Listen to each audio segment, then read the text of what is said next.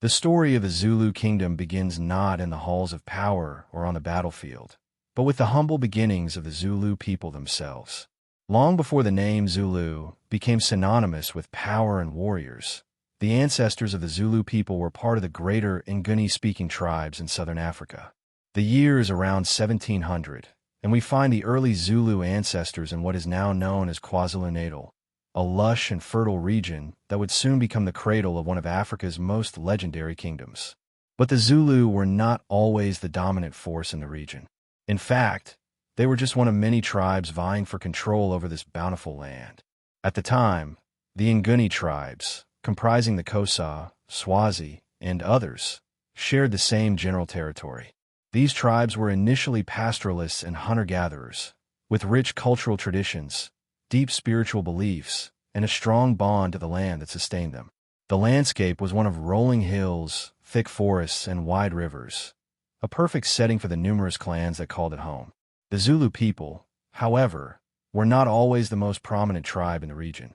They started as a relatively small group, led by the Zulu clan that derived its name from its chief, Zulu, a legendary figure who, it's said, helped form the foundation of this tribe. This early Zulu clan was one among many, and while the tribe had the potential to grow, they were not the powerhouse they would soon become. In fact, they were still embroiled in the struggles and disputes common among early African tribes, battles for land, cattle, and influence. Much of this early period is shrouded in mystery, but we do know that the first major development for the Zulu people came from their interactions with neighboring tribes. These early tribes were constantly shaping and reshaping their alliances and enmities, much like a game of chess. The Zulu were no exception. They would face the challenge of surviving and expanding, often through territorial disputes with other Nguni groups. By the mid-1700s, the Zulu began to slowly but surely consolidate their position within the region. They were still a small clan, but their tenacity and strategic alliances began to shape the early stages of what would eventually become the Zulu kingdom. The people were known for their skills in cattle herding, which was central to their economy and culture. But it wasn't just the cattle that would define them, it was the people themselves.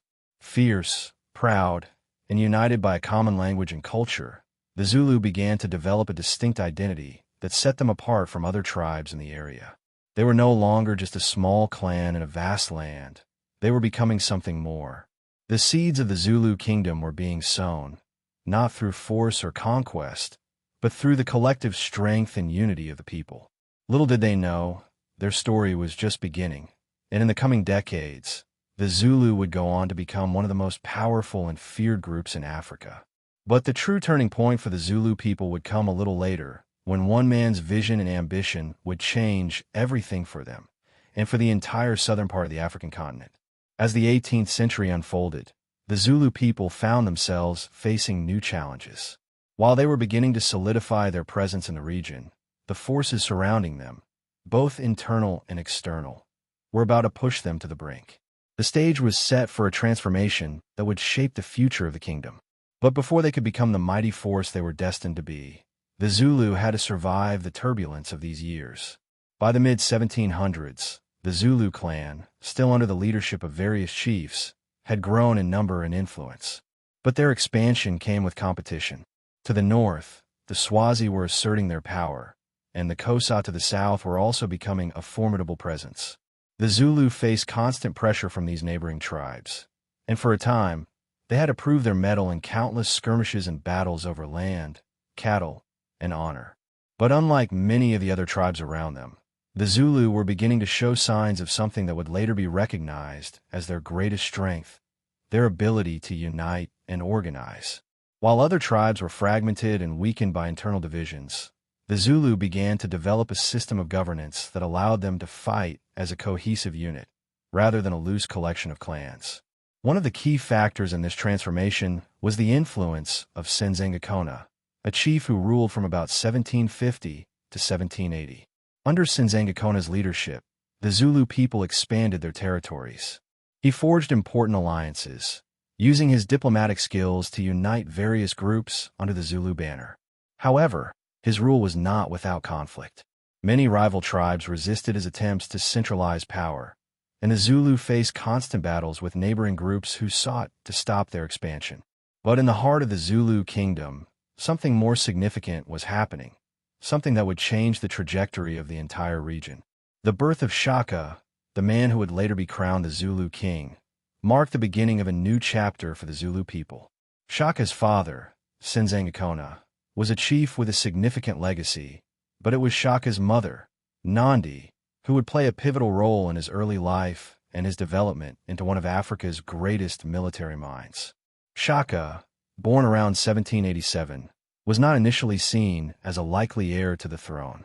His birth was considered illegitimate, and he faced ridicule and rejection from his peers. Yet, in the crucible of his early experiences, Shaka developed a fierce sense of determination, resilience, and a thirst for power that would set him apart from anyone else in Zulu history. In the years leading up to his rise, Shaka spent time in exile, living with the Mthethwa people, a neighboring tribe led by Dingiswayo, a powerful chief who would play a crucial role in shaping Shaka's future.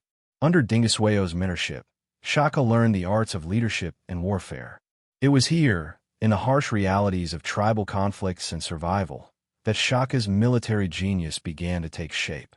By the time Shaka returned to the Zulu people, he was no longer the young, outcast son of Senzangakona. He was a seasoned warrior, a tactician, and a leader capable of uniting the fragmented Zulu clans under a single banner. Shaka's arrival marked the dawn of a new era for the Zulu, an era of military innovation, territorial expansion, and a drive for dominance that would soon ripple across all of southern Africa. In the years that followed, Shaka would use his tactical brilliance to unite the Zulu people and expand their territory at an astonishing rate. But the Zulu kingdom's rise wasn't just about warfare. It was about creating a sense of unity and identity among the people. The Zulu were becoming something greater than a mere tribe. They were on the verge of becoming an empire. As we move closer to Shaka's rise to power, the Zulu kingdom would soon see its most dramatic transformation. With a newfound focus on discipline, innovation, and unity, the Zulu people were about to unleash a force that would change the balance of power in southern Africa forever. By the turn of the 19th century, the Zulu people were on the verge of something monumental. In the years leading up to Shaka Zulu's leadership, the Zulu kingdom had faced numerous battles, shifting alliances, and internal strife. Yet it was Shaka, with his profound understanding of warfare and strategy, who would push the Zulu people to unimaginable heights. In 1800, Shaka's return to the Zulu people marked a turning point. His experiences with the Mthethwa people had prepared him for leadership in ways that few could have predicted. Under the guidance of Dingiswayo, Shaka had honed his skills in battle and warfare, learning how to manipulate terrain, strike with speed, and outmaneuver opponents. But Shaka's most remarkable innovation was not just his military expertise. It was his ability to reorganize the Zulu army into a fighting force unlike anything seen before. Shaka introduced a new form of warfare known as the buffalo horn formation. In this strategy, the army would form a crescent shape, like the horns of a buffalo, allowing for an encirclement of the enemy. The center of the formation, often the most heavily armed soldiers, would hold the line, while the horns would flank and trap the enemy, overwhelming them from all sides. This tactic, combined with Shaka's speed and ruthless precision, made the Zulu army nearly invincible. It was a strategy that revolutionized combat in the region, and it would play a key role in the expansion of the Zulu kingdom. Shaka's military mind saw no limits. He adapted and redefined tactics, creating an army that would strike terror into the hearts of their enemies. But Shaka's genius wasn't confined to the battlefield. He was a master of psychological warfare as well. His warriors were trained to fight with absolute discipline, and failure in battle was met with severe consequences. Shaka imposed a strict code of conduct, and his soldiers, the impis, were feared not just for their strength, but for their unwavering loyalty and resolve. As the Zulu kingdom grew in power, Shaka's leadership was tested again and again. In his early years, Shaka focused on securing his position as king. The rivalry between the Zulu and the Mthethwa tribe reached a boiling point, and Shaka knew that he needed to strengthen his hold on power if the Zulu were to survive in the volatile political landscape of southern Africa. In 1816, Shaka succeeded his father, Senzangakona, and immediately began consolidating his control. The first test of his leadership came when he faced a challenge from the Nguni-speaking clans. The Zulu kingdom was still relatively small, and the neighboring tribes were wary of Shaka's increasing influence. Some of the Zulu chiefs were hesitant to follow a young, relatively unknown leader, but Shaka's military brilliance quickly silenced any doubts. His forces crushed any opposition with overwhelming speed. Shaka wasn't just focused on warfare. He understood the importance of a unified Zulu identity. He sought to create a kingdom where all Zulu people, regardless of their clan, would pledge loyalty to him as their king. It was a delicate balance. His soldiers, driven by fear and respect, were motivated to protect and expand the kingdom. Yet, Shaka also needed to cultivate a sense of unity and shared purpose among the Zulu people to solidify his rule. The political and military consolidation of the Zulu kingdom under Shaka's leadership was swift and brutal. Within just a few short years, the kingdom expanded dramatically, swallowing up smaller neighboring territories and establishing control over much of modern-day KwaZulu-Natal. The Zulu kingdom, once a small clan, was now a formidable military power in southern Africa. Yet, it wasn't just the land Shaka gained that made him an imposing figure. It was the fear he inspired in his enemies. His ability to bring together a unified kingdom under one banner, all while creating a highly organized, disciplined military force, would forever change the course of history in the region. Shaka Zulu's reign from 1820 to 1828 marked the peak of the Zulu kingdom's expansion. With his army strengthened by innovation and fearsome loyalty, Shaka set out to conquer neighboring territories, transforming the Zulu people from a relatively small tribe into a regional superpower. Under Shaka's leadership, the Zulu kingdom expanded rapidly, with Shaka employing both diplomacy and military might to extend his borders. His strategy was relentless. He crushed rival tribes, forcing them either into submission or exile. Entire communities were absorbed into the Zulu kingdom, and many former enemies were incorporated into the growing Zulu empire. One of Shaka's most significant contributions was the reorganization of the Zulu military. He replaced the traditional wooden shields with leather shields, and his warriors were trained to fight with short, stabbing spears known as ikulwa. These innovations gave the Zulu warriors a significant advantage over their enemies, allowing them to fight at close quarters and overpower larger forces. Shaka's army was also highly disciplined. His warriors were expected to follow orders without question, and disobedience was met with severe punishment. It was this strict discipline that made Shaka's forces such an unstoppable force. The buffalo horn formation, developed by Shaka, became the signature tactic of the Zulu army. It allowed them to surround and overwhelm their enemies with precision and speed, often before the enemy could react. This strategy, combined with Shaka's mastery of psychological warfare, made the Zulu army nearly unbeatable.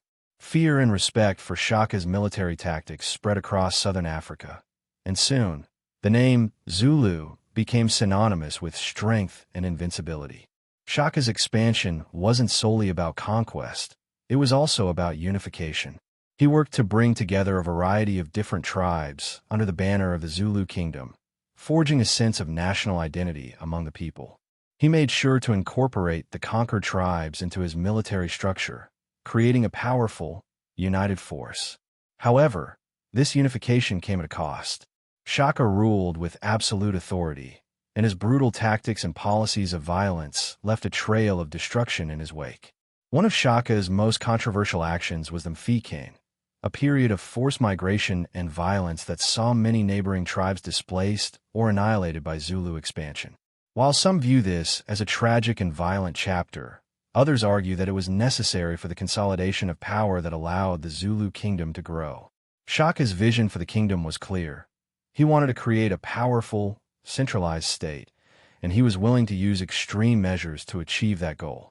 Shaka's reign was also marked by internal struggles and challenges. Despite his successes, his rule was increasingly marked by paranoia.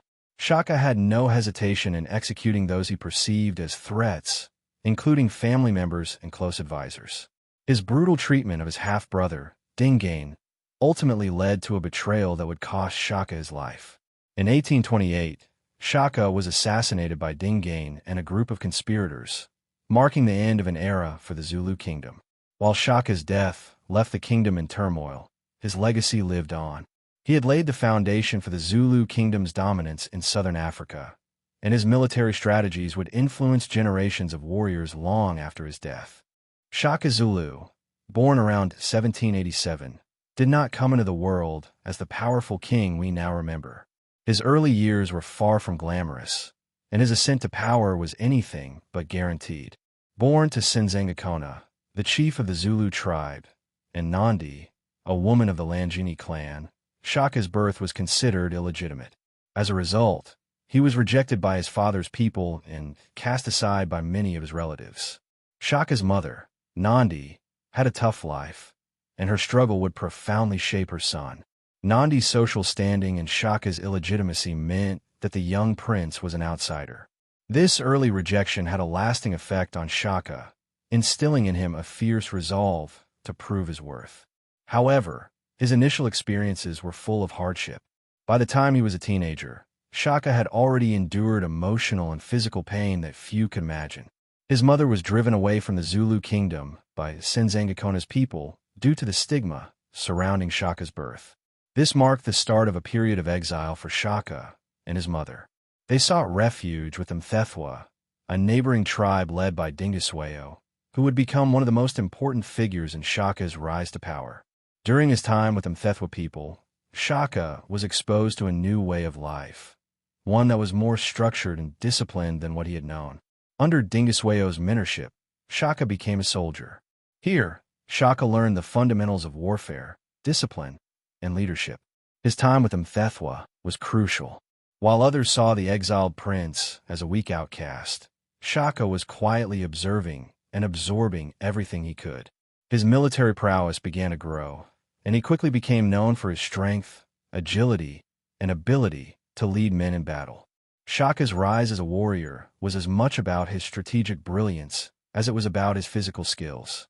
He learned the importance of discipline and unity in the Mthethwa army, values he would later impose on his own warriors. More than just a skilled soldier, Shaka showed early signs of the ruthlessness that would later define his leadership. He was meticulous in his tactics, and his ability to execute orders with precision caught Dingiswayo's attention. But Shaka's journey wasn't just about learning how to fight. It was about something much larger. His years in exile served as a crucible, molding him into a leader with an unbreakable will. It was during this period that Shaka realized the power of unity. In the Mthethwa kingdom, he saw how a unified force could achieve more than fragmented groups could ever hope to accomplish. Despite the challenges of his early life, Shaka had one advantage. He had time to learn, to grow, and to observe. Shaka's time in exile was not wasted.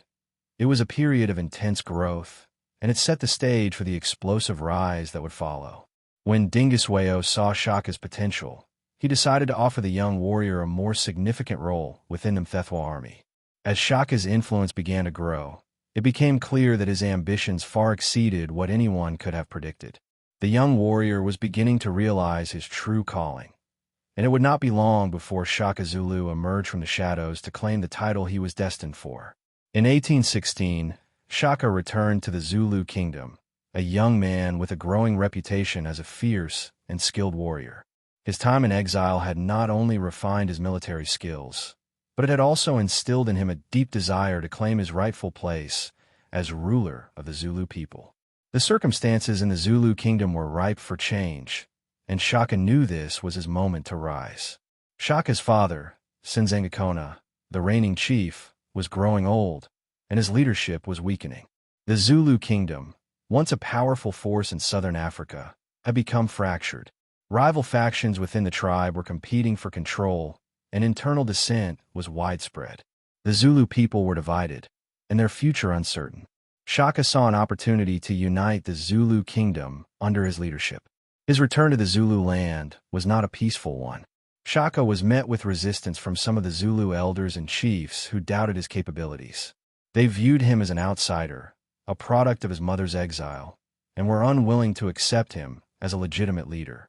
Shaka, however, had no intention of returning to his former life as an outcast. He was determined to make his mark, no matter the cost. Shaka's first major test came when he sought to claim his father's throne. While Dingiswayo, the chief of the Mthethwa, supported him, Shaka had to fight to secure his position. He knew that the Zulu kingdom could only survive through strength and unity, and he was prepared to fight for both. The battle to become the Zulu chief was brutal, and Shaka used his knowledge of warfare to his advantage. He employed the strategies and tactics he had learned during his time with Mthethwa, and he was able to defeat his rivals with precision and speed. Once Shaka took control, he wasted no time in asserting his authority. He quickly set about consolidating his power and building the military force that would eventually make him one of the most feared leaders in southern Africa. Shaka had already established himself as a brilliant tactician, but now he needed to unite the Zulu kingdom and prepare for the challenges ahead. One of Shaka's first acts as leader was to take the military structure of the Zulu to the next level.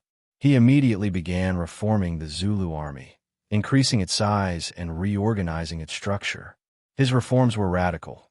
Shaka reduced the traditional reliance on long-range weapons like bows and arrows, and instead focused on creating a force of close combat warriors.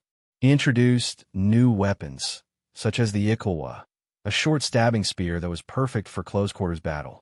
This innovation allowed his soldiers to fight at a much closer range, making them far more dangerous in combat. In addition to the reorganization of the military, Shaka implemented strict discipline and rigorous training for his warriors. The Zulu army was now a well-oiled machine, capable of executing his tactics with deadly precision.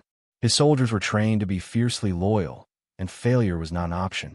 Shaka's leadership demanded absolute obedience, and his army quickly became a formidable force. Shaka's rise was also aided by his ability to form strategic alliances with other neighboring tribes.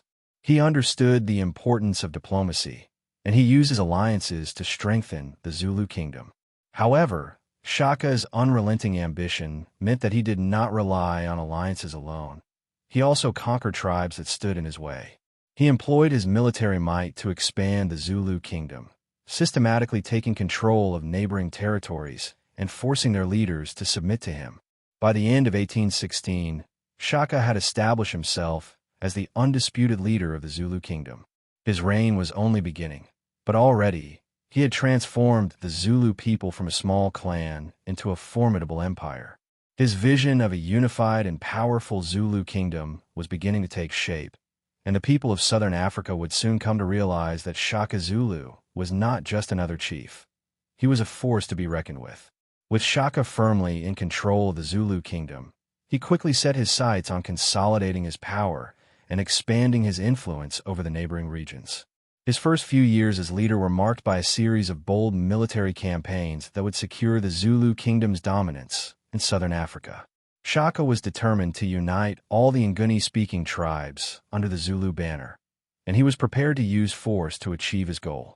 His first major military victory came against the Mthethwa, a group that had once provided him refuge and mentorship, but now stood as a rival force. Although Shaka owed much to Dingiswayo, the Mthethwa chief, Shaka's ambition and desire for power were too great to allow the Mthethwa to stand in his way. With the Mthethwa weakened by internal divisions, Shaka launched a swift and brutal campaign to eliminate the threat. The Zulu forces, now disciplined and well-trained under Shaka's leadership, overwhelmed the Mthethwa, and their chief, Dingiswayo, was killed in battle. Shaka's victory over the Mthethwa marked a turning point in his rise to power. By eliminating a major rival, he strengthened his control over the region and sent a clear message to other tribes. The Zulu kingdom, under Shaka's rule, was a force to be reckoned with. However, this victory was not just about defeating a rival tribe. It was about cementing Shaka's position as the leader of a powerful and unified kingdom. After the defeat of the Mthethwa, Shaka's attention turned to the neighboring tribes. The Zulu kingdom's expansion did not stop at the borders of the Mthethwa. Shaka began to systematically conquer other smaller tribes, either forcing them into submission or destroying them entirely. His military strategy, particularly the Buffalo Horn formation, allowed his forces to defeat much larger armies with minimal casualties. The Zulu army became known for its ability to move quickly, strike hard, and leave no room for retreat. Shaka's conquest of the Ndwandwe tribe in 1818 was another key victory. The Ndwandwe were a powerful tribe led by Zwide, a chief who posed a significant threat to Shaka's growing empire. The battle between the Zulu and the Ndwandwe was fierce and marked by brutal tactics on both sides. However, Shaka's superior military strategies, including his innovative use of the buffalo horn formation, proved decisive. Zwide was forced to flee, and the Ndwandwe were defeated, further expanding the reach of the Zulu kingdom. With each victory, Shaka's reputation as a military genius spread throughout the region. His tactics were studied and emulated by neighboring tribes, and his name became synonymous with fear and respect. His dominance in southern Africa was becoming undeniable, and the Zulu kingdom was rapidly growing into one of the most powerful states in the region. But Shaka's success wasn't only built on military might. He also understood the importance of strengthening his political power. Shaka's leadership style was characterized by absolute control over his kingdom. He restructured Zulu society to better support his ambitions, centralizing power and creating a system of governance that revolved around his authority. He was not only a king in title, but also in practice, controlling every aspect of life in the Zulu kingdom. Shaka's decisions were final, and dissent was not tolerated. His ruthless enforcement of discipline in both his military and civil affairs ensured that there were no challenges to his rule. Despite his authoritarian rule, Shaka was also keen on cultural consolidation.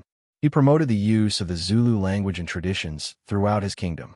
The Zulu people began to view themselves not just as subjects of a king, but as part of a larger, united nation.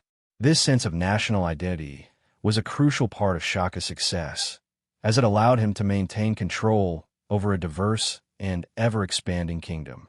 By the early 1820s, Shaka's grip on power was stronger than ever. His military innovations, combined with his ruthless leadership, had transformed the Zulu kingdom from a small tribe into a powerful force that threatened to dominate the entire region.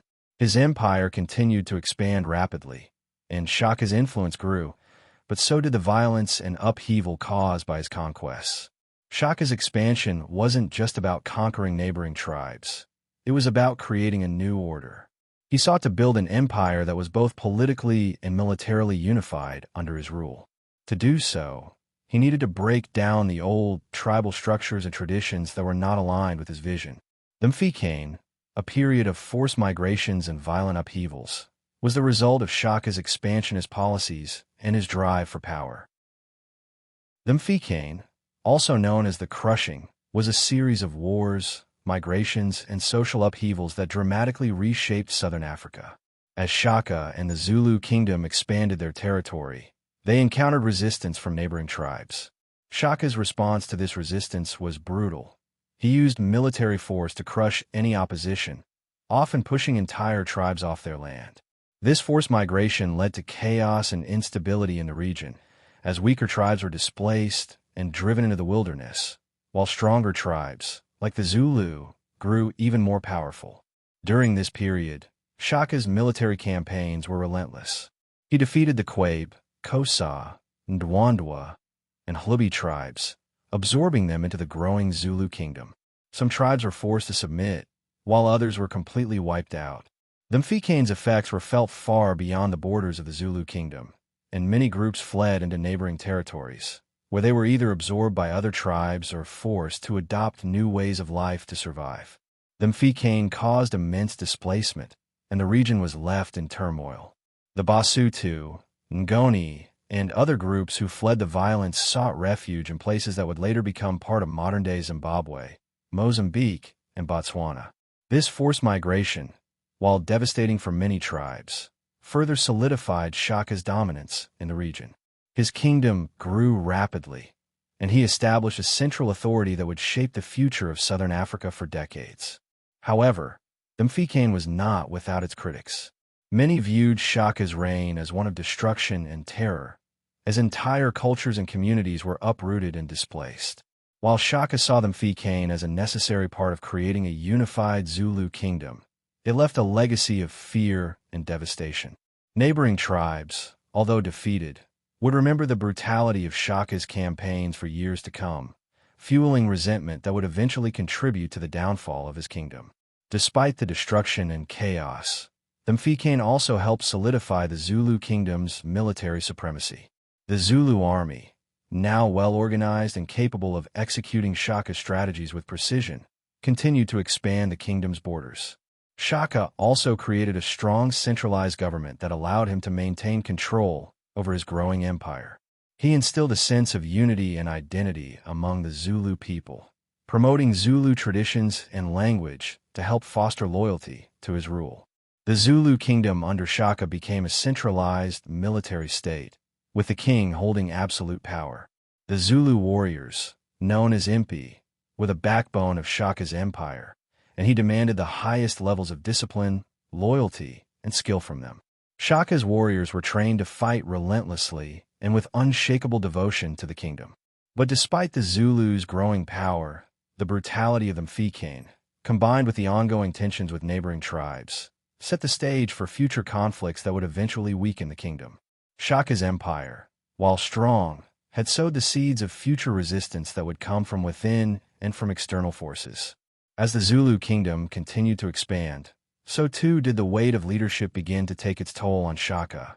His early reign had been marked by relentless ambition and unparalleled military success, but by the mid-1820s, his leadership style began to show cracks.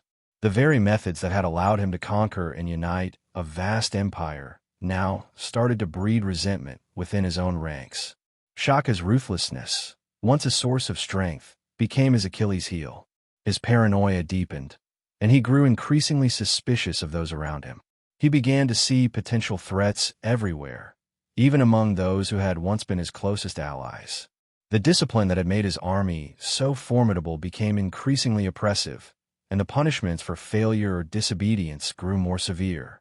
His officers and soldiers were subject to cruel treatment for the slightest perceived misstep, which led to growing discontent within the ranks. The tipping point for Shaka came in 1825, when he became obsessed with the idea that some of his closest advisors and family members were plotting against him. His growing paranoia led him to make violent and erratic decisions, which began to alienate key supporters. His actions became increasingly unpredictable. He ordered the mass execution of anyone he suspected of treachery, including some of his own family members and trusted generals. One of the most significant casualties of Shaka's paranoia was his own half-brother, Dingaan, who had been a key ally in Shaka's rise to power. Despite his brutal rule, Shaka had a strong relationship with Dingaan early on. However, over time, Shaka began to suspect his half-brother of disloyalty. His fears were not unfounded, as Dingaan, along with another of Shaka's generals, Mlangana, began plotting to overthrow the king. Their plot culminated in the assassination of Shaka in 1828, an event that would end his reign and mark the beginning of a new chapter for the Zulu kingdom. Shaka's murder was a violent and tragic end to a reign that had shaped southern Africa's political landscape for over a decade. His death was the result of a conspiracy within his own camp, driven by discontent with his increasingly erratic behavior. The assassins, including Dingaan and Mlangana, believed that Shaka's rule had become too unstable and that his obsession with power would eventually lead to the kingdom's downfall. They were right in many ways. Shaka's empire, although powerful, had become fragile under his reign. After Shaka's death, Dingaan claimed the throne of the Zulu kingdom. However, his rise to power came at a heavy cost. The kingdom, once united under Shaka's iron fist, was now divided.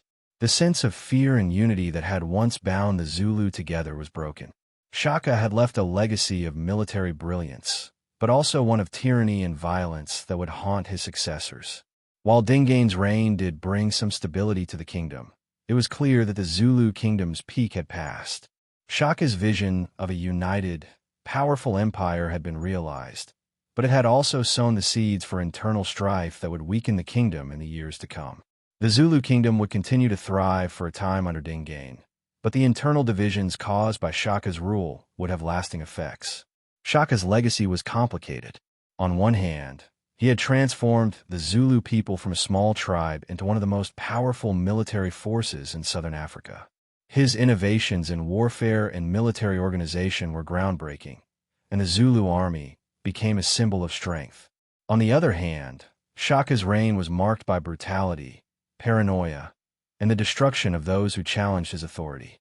His kingdom, built on blood and conquest, would eventually fall victim to the very violence he had used to rise to power. Shaka Zulu's death in 1828 marked the end of an era for the Zulu kingdom. The very kingdom he had built, through bloodshed, military genius, and brutal consolidation, began to feel the effects of his demise almost immediately. The kingdom was no longer unified in the same way it had been under Shaka's rule, and the legacy of fear, innovation, and oppression left a complicated mark on the people of the Zulu kingdom. After Shaka's assassination, Dingaan, his half-brother, took the throne, but the transition was far from smooth. Dingaan's rise to power was marked by tension, betrayal, and bloodshed. The kingdom, once united under Shaka's iron rule, was now divided by factions. Despite Dingaan's attempts to stabilize the kingdom, the seeds of dissent sown during Shaka's reign could not be easily erased. Shaka's military innovations, however, continued to shape the Zulu kingdom even after his death. The Zulu army, once considered the most formidable in southern Africa, continued to carry out Shaka's tactics, including the famous buffalo horn formation. However, without Shaka's unique vision and leadership, the army began to lose some of its earlier cohesion and discipline. While Shaka had been a brilliant strategist, the warriors of his empire lacked the same unity of purpose that had defined their campaigns during his reign.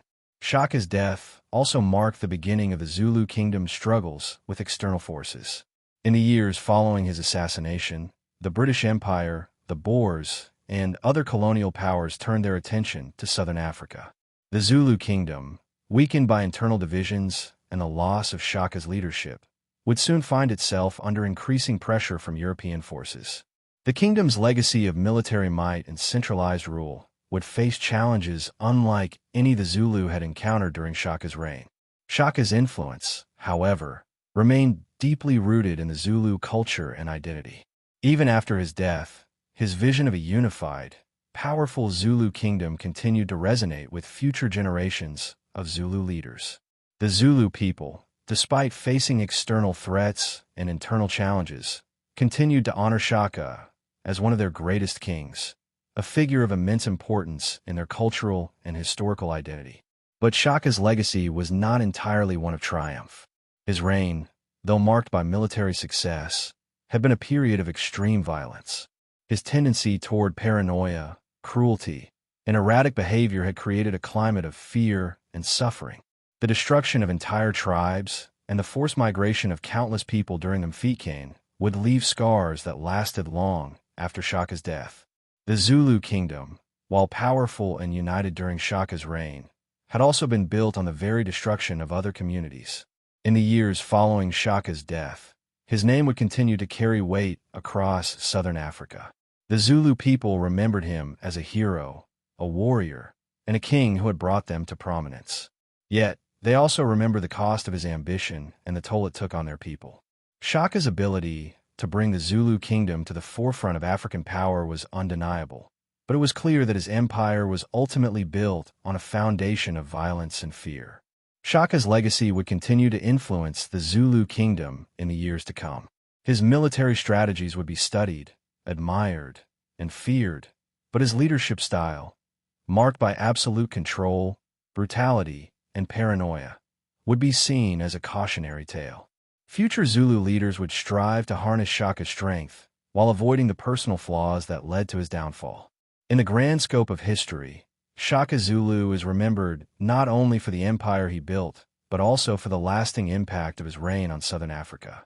His rise to power was nothing short of legendary, and his name continues to echo in the annals of African history. Whether viewed as a hero or a tyrant, Shaka Zulu remains one of the most significant figures in the history of the Zulu people in southern Africa. After Shaka's assassination in 1828, his half-brother Dingaan took control of the Zulu kingdom. Dingaan's ascent to power, however, was far from smooth. Shaka's death had left a power vacuum, and Dingaan's rise was marked by immediate challenges. Though he claimed the throne, the kingdom was still reeling from the brutal end of Shaka's reign. The death of the king left the Zulu kingdom divided, and Dingaan had to act quickly to secure his power. One of Dingane's first challenges came in the form of the British. After Shaka's death, the Zulu kingdom faced increased pressure from European powers, and the British were keen to establish a foothold in the region. Dingane initially sought diplomatic solutions, attempting to maintain peace with the British and avoid conflict. However, tensions between the two sides quickly escalated. The most notable encounter during Dingane's early reign was with the Boers, a group of Dutch-descended settlers from the Cape Colony. The Boers had been migrating northward, seeking new land and opportunities, and they crossed paths with the Zulu in 1830. The Boers, led by Andries Pretorius, were looking to establish control over the area, and Dingane's forces met them at the Battle of Blood River in 1838. This battle would become a pivotal moment for both the Zulu and the Boers, but in the immediate years following Dingane's rise, the Zulu kingdom was still firm in its power, despite the increasing external pressure. Dingane's initial rule, despite the rising external pressures, was largely focused on consolidating his authority over the kingdom. He strengthened Zulu rule by reinforcing internal structures and promoting unity within the kingdom. However, his methods of control were often harsh, and his rule was overshadowed by fear. Unlike Shaka, Dingane lacked the same dynamic presence and military innovation. He had to rely on the already established Zulu military system, which had been built during Shaka's reign. Although Dingane had the advantage of inheriting an already powerful military force, he struggled to maintain the same level of cohesion and loyalty that Shaka had commanded. Dingane's reign was also marked by further conflict within the kingdom. Some members of the Zulu court, unhappy with his rule and the legacy of violence left by Shaka, conspired against him. These internal divisions weakened the kingdom's overall stability, and Dingane's leadership was often questioned. However, despite these challenges, Dingane's ability to control the military and retain his hold over the Zulu kingdom helped maintain the kingdom's position of strength in southern Africa. Meanwhile, the Zulu military, though not as innovative as it had been under Shaka, remained one of the most formidable in the region. Dingane continued to rely on the core principles Shaka had established: a strong military presence, a unified social structure, and a rigid code of discipline. The Impi, the Zulu regiments, continued to serve as the backbone of the kingdom, and the soldiers were expected to maintain the same loyalty to the crown as they had under Shaka. Despite these internal struggles, Dingane's rule saw the Zulu kingdom remain a dominant force in southern Africa. The kingdom had a well-defined leadership structure, and its military continued to be feared by neighboring tribes. Dingane's ability to hold on to power despite internal dissent and external pressures set the stage for the Zulu kingdom's continued dominance. By 1830, Dingane had successfully secured his rule, although the kingdom's unity was not yet fully restored. While his reign would face greater challenges in the coming years, his leadership ensured that the Zulu kingdom remained a significant political and military power in southern Africa. Though his rule was tainted by internal strife and the looming threat of European colonial ambitions, Dingane managed to hold the kingdom together for a time, setting the stage for the kingdom to reach its peak in the following decades. By the early 1830s, the Zulu kingdom under Dingane was facing increasing pressure from European settlers, particularly the Boers, who were pushing northward after the British took control of the Cape Colony. In 1836, the Great Trek began, with a group of Boer settlers, known as the Voortrekkers, moving away from British-controlled territory in search of greater independence and land. These Boers, led by Andries Pretorius, moved into Zulu territory, bringing the Zulu kingdom into direct conflict with the settlers. The Boers had a relatively small population compared to the Zulu, but their well-organized military force, combined with the Zulu kingdom's internal struggles and Dingane's lack of Shaka's charismatic leadership, posed a significant threat. Tensions between Dingane's Zulu kingdom and the Boers came to a head in 1838 at the Battle of Blood River. The Boers, having already established some footholds in the region, began encroaching on Zulu land, leading Dingane to view them as a serious threat to his rule. To deal with this challenge, Dingane raised an army of 20,000 Zulu warriors and prepared to face the Boers in battle. On December 16, 1838, the two sides met near the Nkum River in a decisive confrontation. Despite being outnumbered, around 470 Boers versus Dingane's 20,000 Zulu warriors. The Boers were able to achieve a stunning victory. The Boers used well-defended positions and had superior firearms, including rifles and cannons, which gave them a significant advantage over the Zulu, who fought with traditional weapons such as spears and shields.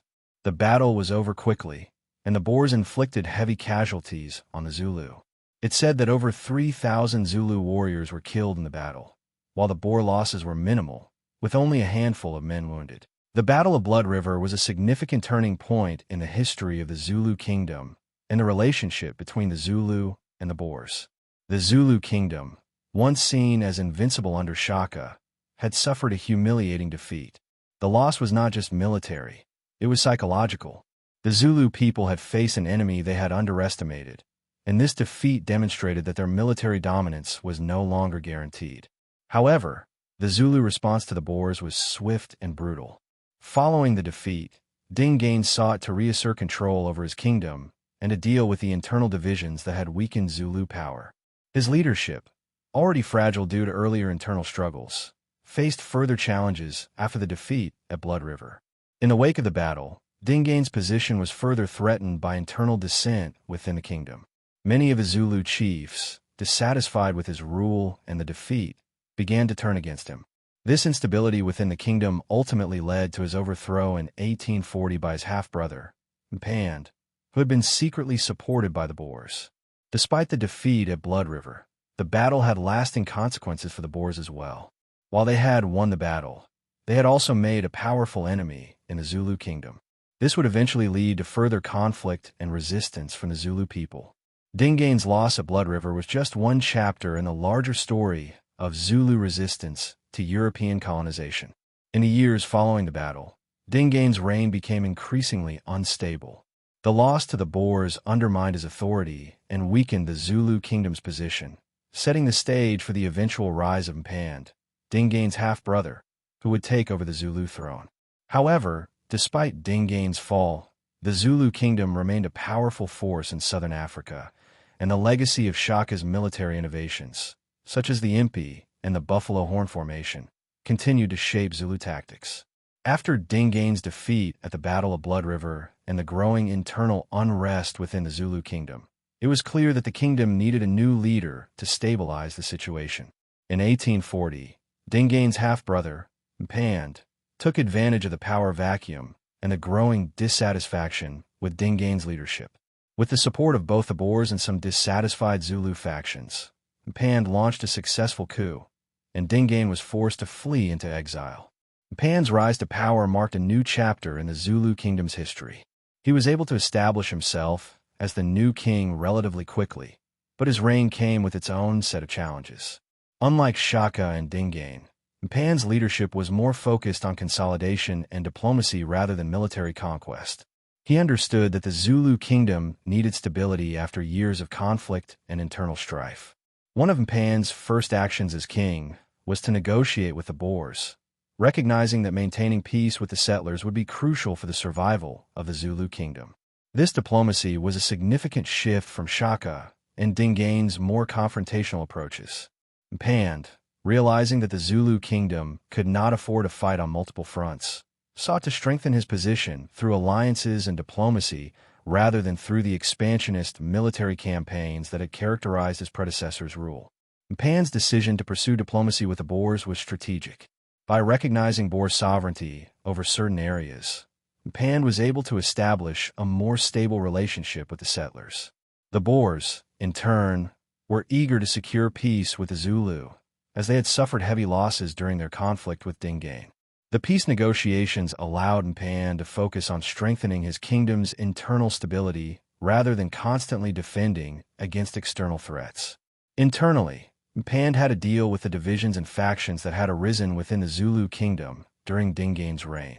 He faced resistance from some of the Zulu chiefs who were loyal to Dingane and had hoped to maintain the old order. Mpande's ability to consolidate power was aided by his willingness to integrate former enemies into his government, demonstrating a more diplomatic and conciliatory approach. However, he was also a pragmatic leader who understood that control over the military was essential to maintaining power. Like his predecessors, he relied on the impis, the highly disciplined Zulu regiments, to maintain his rule and suppress any internal uprisings. Despite these challenges, Mpan's leadership helped stabilize the kingdom. His reign saw a period of relative peace in the Zulu kingdom, particularly when compared to the turmoil under Dingaan. The Zulu military, although no longer the unstoppable force it had been under Shaka, remained a strong and highly respected fighting force. Under Mpan's leadership, the Zulu kingdom was able to defend its borders effectively, even as the Boers continued to push into surrounding areas. Mpan also made efforts to improve the Zulu kingdom's internal governance. He worked to ensure that the Zulu royal family remained unified, despite the presence of rival factions. By establishing alliances with other powerful tribes, such as the Nguni, he sought to maintain a sense of unity within the kingdom. His ability to balance power between military leaders and tribal chiefs was key to keeping the kingdom intact. Through these efforts, Mpan was able to create a sense of stability and unity in the Zulu kingdom, which had been sorely lacking in the previous years. His reign, although not marked by large-scale military expansion, laid the groundwork for the future growth of the kingdom. The Zulu kingdom was now more politically organized, and its relationship with the Boers and other neighboring groups was relatively stable. By the mid-1840s, the Zulu kingdom was once again an influential force in southern Africa, and Mpan's rule marked the beginning of a more peaceful era for the Zulu people.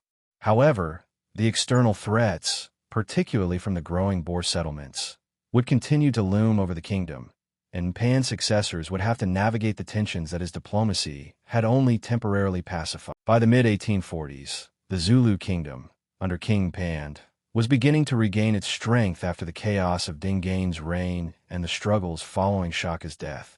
Although Mpan's approach was more diplomatic and conciliatory compared to his predecessors, he was still able to maintain the Zulu kingdom's military might and internal unity. Despite the internal strife and external pressures from Boer settlers, the Zulu kingdom at this time reached the peak of its power, stabilizing and preparing itself for future challenges. One of the main features of Mpan's reign was the preservation and reorganization of the Zulu military. While Shaka's innovations in military tactics, such as the buffalo horn formation, were still fresh in the minds of the Zulu people, Mpan recognized that the changing dynamics in southern Africa required adjustments in how the military operated. Although the kingdom had suffered some military setbacks in the past, under Mpan's leadership, the Zulu army was still a highly disciplined force. The Zulu military, based on the impi system, remained the backbone of the kingdom. The impi were organized regiments of warriors who fought in unison with precision. These regiments were still very much structured around Shaka's military innovations, with soldiers fighting in large, highly coordinated formations. However, Mpan's reforms emphasized a more structured approach to military leadership and training. Mpan streamlined the recruitment of warriors, ensuring that soldiers were trained not only in combat, but also in the maintenance of unity and discipline. The loyalty of the Zulu regiments was paramount, and the military structure became more professional, incorporating officers and commanders who were responsible for ensuring that the warriors adhered to strict military codes. Beyond military tactics, Mpan's reign also saw important internal reforms aimed at strengthening the unity of the kingdom. He focused on reinforcing royal authority, ensuring that tribal leaders and chiefs were loyal to the crown. By bringing together different factions within the kingdom, he helped create a stronger sense of national identity. While Dingaan's reign had been marked by instability and distrust within the royal family, Mpan worked to build alliances within the Zulu elite. He was able to achieve a fragile, but important, unity within the Zulu leadership.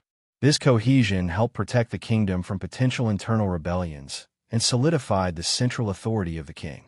As the kingdom grew more stable, Mpan's government was able to focus more on economic growth and maintaining the Zulu way of life. While agriculture and cattle farming remained central to Zulu society, the kingdom also began to engage in limited trade with neighboring tribes and the Boers. Mpan understood the importance of strengthening the economy to support the kingdom's military endeavors, and trade with the Boers provided some much-needed revenue. However, Mpan was also wary of the Boer settlers and their long-term intentions in southern Africa, which would become a significant issue in the 1850s. The Zulu kingdom's position at the height of its power was also due in part to the absence of any major external threats during Mpan's reign. Although the British Empire was expanding its influence in the region, it had not yet launched significant military campaigns against the Zulu kingdom. The Boers, after the confrontation at the Battle of Blood River, were also focused on consolidating their territory and were more inclined to negotiate with the Zulu rather than risk further military conflict.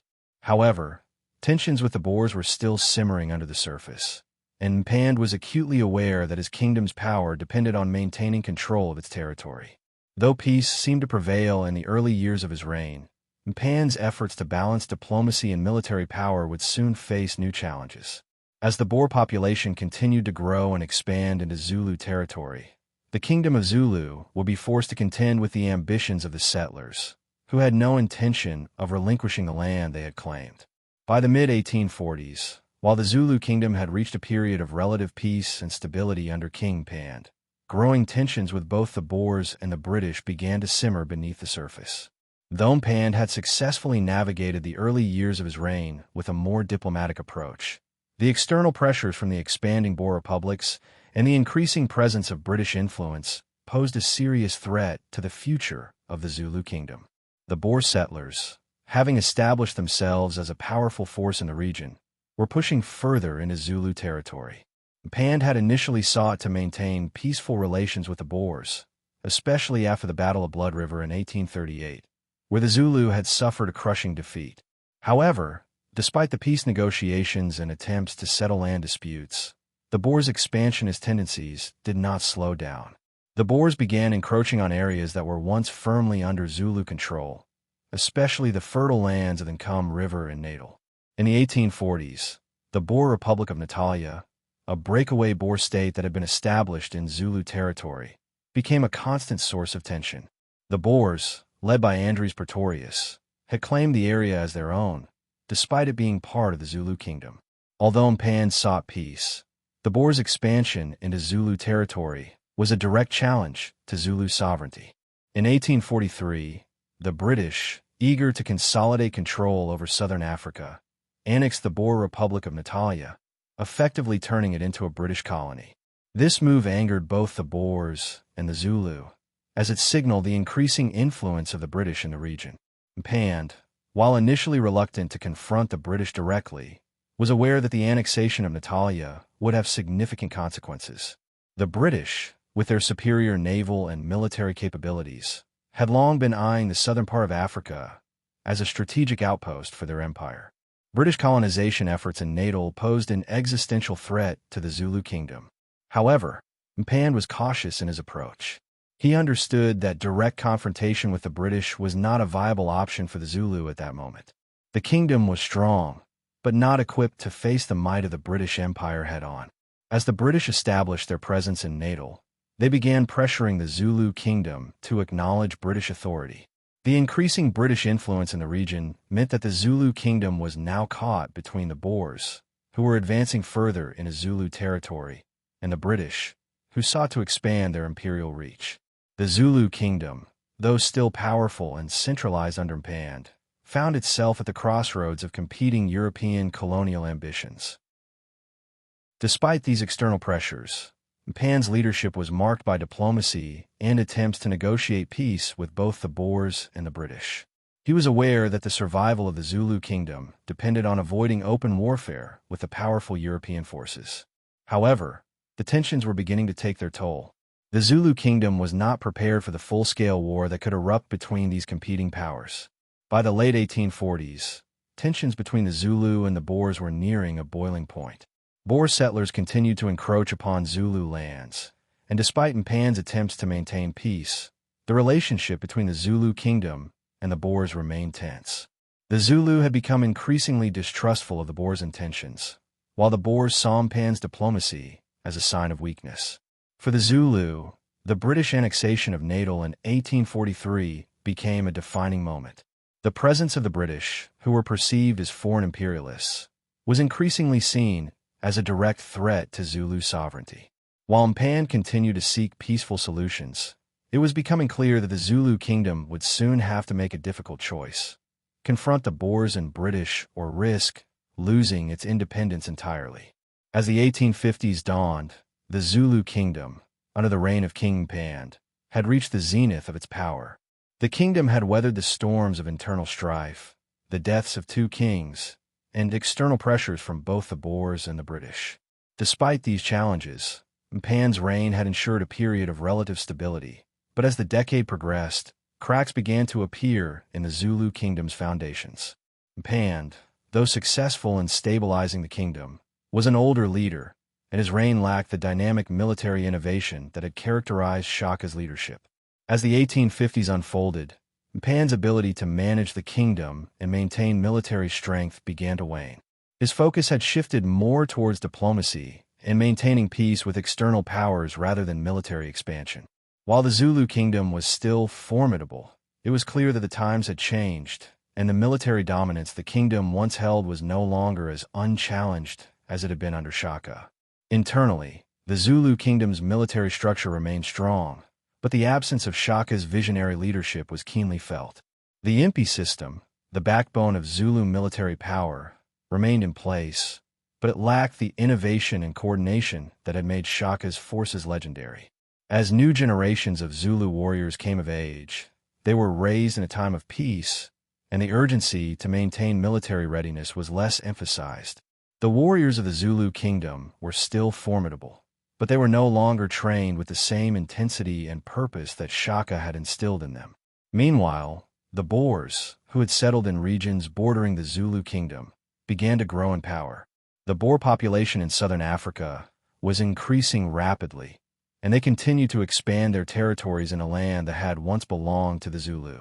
The tensions between the Zulu kingdom and the Boers, which had simmered for decades, would soon come to a head. While Mpande had tried to navigate a careful diplomatic course, the Boers' continued encroachment on Zulu lands could no longer be ignored. As the Zulu kingdom faced growing external threats, internal divisions also began to weaken Mpande's rule. His sons, most notably Cetshwayo, began to compete for the throne. Cetshwayo, a warrior with a strong military mind, was ambitious and had gained popularity among the Zulu military, while Mpande's other sons, Mbiyazi and Umbulatsi, also sought to challenge the king's authority. These internal rivalries set the stage for future conflict within the royal family, as the battle for the throne would eventually lead to a civil war.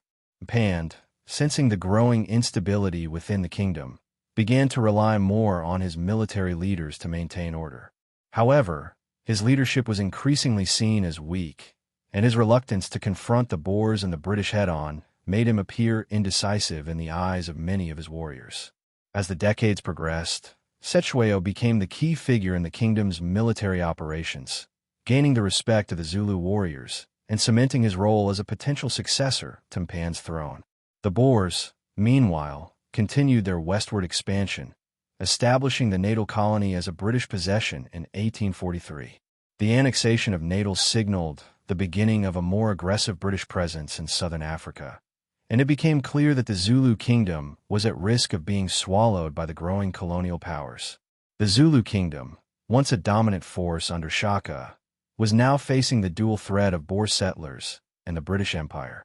By the late 1850s, as Mpande's reign was coming to a close, the Zulu kingdom's military might was in gradual decline. Cetshwayo, who would eventually ascend to the throne in 1872, began preparing for the conflicts that were surely to come. While Mpande had succeeded in holding the kingdom together, it was his son's ambition, military prowess, and strategic insight that would lead the Zulu kingdom into the next phase of its history. The Zulu kingdom's military would soon undergo significant changes, and Cetshwayo would revive the military traditions of Shaka's time, ensuring that the kingdom's military identity was preserved for another generation. However, by the time Cetshwayo took the throne, the Zulu kingdom was no longer the unstoppable force it had once been. The external pressures from the British and Boers, combined with the internal divisions and military decline, would soon set the stage for the Anglo-Zulu War of 1879. A pivotal conflict that would alter the course of Zulu history forever. The mid-19th century marked a significant turning point for the Zulu kingdom, as the encroachment of European colonial powers, particularly the British, began to reshape the political landscape of southern Africa. By the 1850s, the Zulu kingdom, under the leadership of King Pand, had successfully stabilized the internal strife and maintained relative peace. However, the growing influence of the British Empire and the expansion of Boer settlements in the region posed a serious threat to Zulu sovereignty and independence. In 1843, the British annexed Natal, an area that was crucial to the Zulu kingdom's territorial integrity. The British, eager to expand their imperial holdings and secure trade routes, were also keen to control the fertile lands of the Natal region. The annexation was a major blow to the Zulu kingdom, as it directly challenged the Zulu kingdom's western borders and limited their access to strategic trade routes along the Indian Ocean coast. Despite the annexation, Pan sought to avoid direct conflict with the British, focusing instead on diplomacy and maintaining a fragile peace. However, this diplomatic approach increasingly put the Zulu kingdom in a precarious position. The British were not content with merely controlling Natal. They sought to further expand their influence throughout the region. The British, through a combination of military might and diplomatic maneuvering, began to assert control over neighboring territories, and the Zulu kingdom became a target for imperial expansion. The Zulu kingdom was also caught between two growing colonial powers, the British and the Boers. The Boers, descendants of Dutch settlers, had long been established in southern Africa, but their continued expansion into Zulu-held territories further threatened the kingdom. The Boer War for land and resources intensified, and while Mpande had maintained relative peace with the Boers through diplomacy, the Boer settlers were increasingly encroaching on Zulu lands. As the Zulu kingdom watched both the British and Boers expand their control over neighboring regions, Mpande's reign began to falter.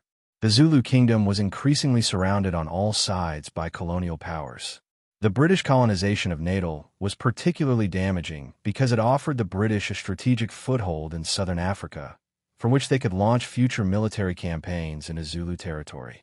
The British military presence in the area grew stronger, and their influence spread throughout southern Africa.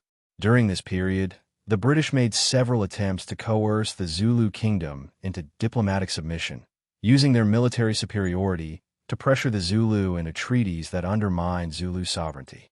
The Zulu kingdom, while powerful in its own right, was no match for the technological and military advantages of the British, including advanced firearms, artillery, and naval forces. The British were expanding their influence in the region, and the Zulu kingdom was facing mounting pressure to comply with British demands. The 1850s and 1860s saw increasing British interference in the Zulu kingdom's political and military affairs. The British pushed for territorial concessions and sought to control key resources in Zulu territory, such as land and trade routes. These pressures from the British, combined with the growing number of Boer settlers in the region, made it clear that the Zulu kingdom's independence was becoming increasingly untenable. The Zulu kingdom, which had once been one of the most powerful states in southern Africa, was now facing the reality of European colonization on its borders. As the British expanded into Natal, the Zulu kingdom's economy was severely impacted. The loss of control over key trading routes and territories meant that the Zulu kingdom's access to important resources, such as cattle and grain, was reduced. This economic pressure weakened the kingdom's ability to maintain a powerful military force. With its economy strained and its political sovereignty increasingly compromised, the Zulu kingdom was facing an uncertain future. Although Mpande was able to maintain control for a time, the ongoing colonial expansion by the British and Boers created an environment ripe for conflict. The stage was set for future confrontations, particularly as Cetshwayo, Mpande's son and future king, began to emerge as a prominent military leader within the Zulu kingdom. While Mpande was focused on maintaining peace with the British, Cetshwayo, who was more militarily minded and influenced by the old Zulu traditions of conquest, began preparing for the inevitable clashes that would come as the British and Boers continued to press in on Zulu territory. By the 1860s, the political landscape in southern Africa was becoming increasingly complex, and the Zulu kingdom faced mounting challenges from both British colonial ambitions and internal political shifts. Following the relatively peaceful reign of King Mpande, the kingdom began to feel the pressures of European colonization more acutely. With Mpande's death in 1872, the Zulu throne passed to his son, Setshwayo, who would play a crucial role in the kingdom's struggle to maintain its sovereignty. Setshwayo was a warrior king, deeply influenced by the military traditions of Shaka Zulu. Unlike his father, who had focused on diplomacy to maintain peace with the British, Setshwayo was determined to reassert the kingdom's military prowess and strengthen its independence. His rise to the throne coincided with an era of increasing British expansion in southern Africa, and the shifting balance of power created a volatile situation for the Zulu kingdom. As the British Empire consolidated control over Natal, they began to exert greater pressure on the neighboring Zulu kingdom.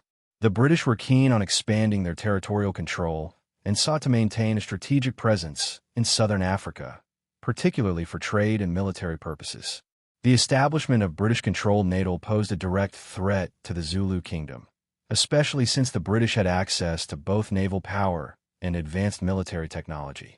Setshwayo understood that the Zulu kingdom could not survive as a sovereign state if it allowed the British to expand further into Zulu territory without resistance. The Boers, too, were an ongoing concern for the Zulu. Their settlements continued to spread, and they frequently clashed with the Zulu over land disputes. However, it was the British colonial ambitions that represented the greatest threat to Zulu sovereignty. In the early years of Setshwayo's reign, the Zulu kingdom tried to navigate a path of diplomacy with the British. But as British settlers continued to encroach on Zulu lands, tensions began to escalate. By 1870, the British had grown increasingly concerned with the Zulu kingdom's ability to resist their influence.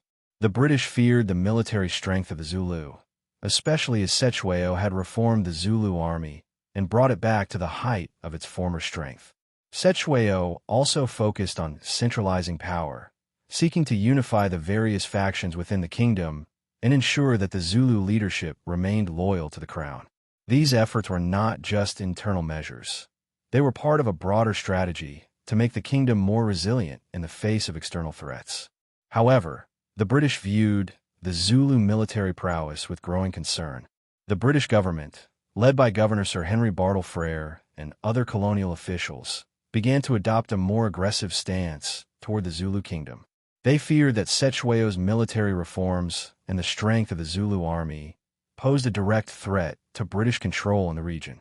This fear of Zulu power would lead to increased pressure on Setshwayo's kingdom.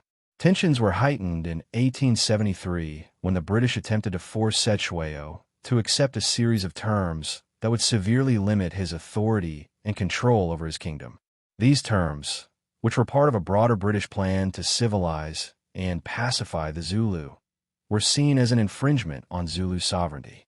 Setshwayo, determined to protect the integrity of the Zulu kingdom, rejected the British demands, further escalating tensions. Meanwhile, the Zulu military, still organized under the old traditions of Shaka, was reformed under Setshwayo's leadership.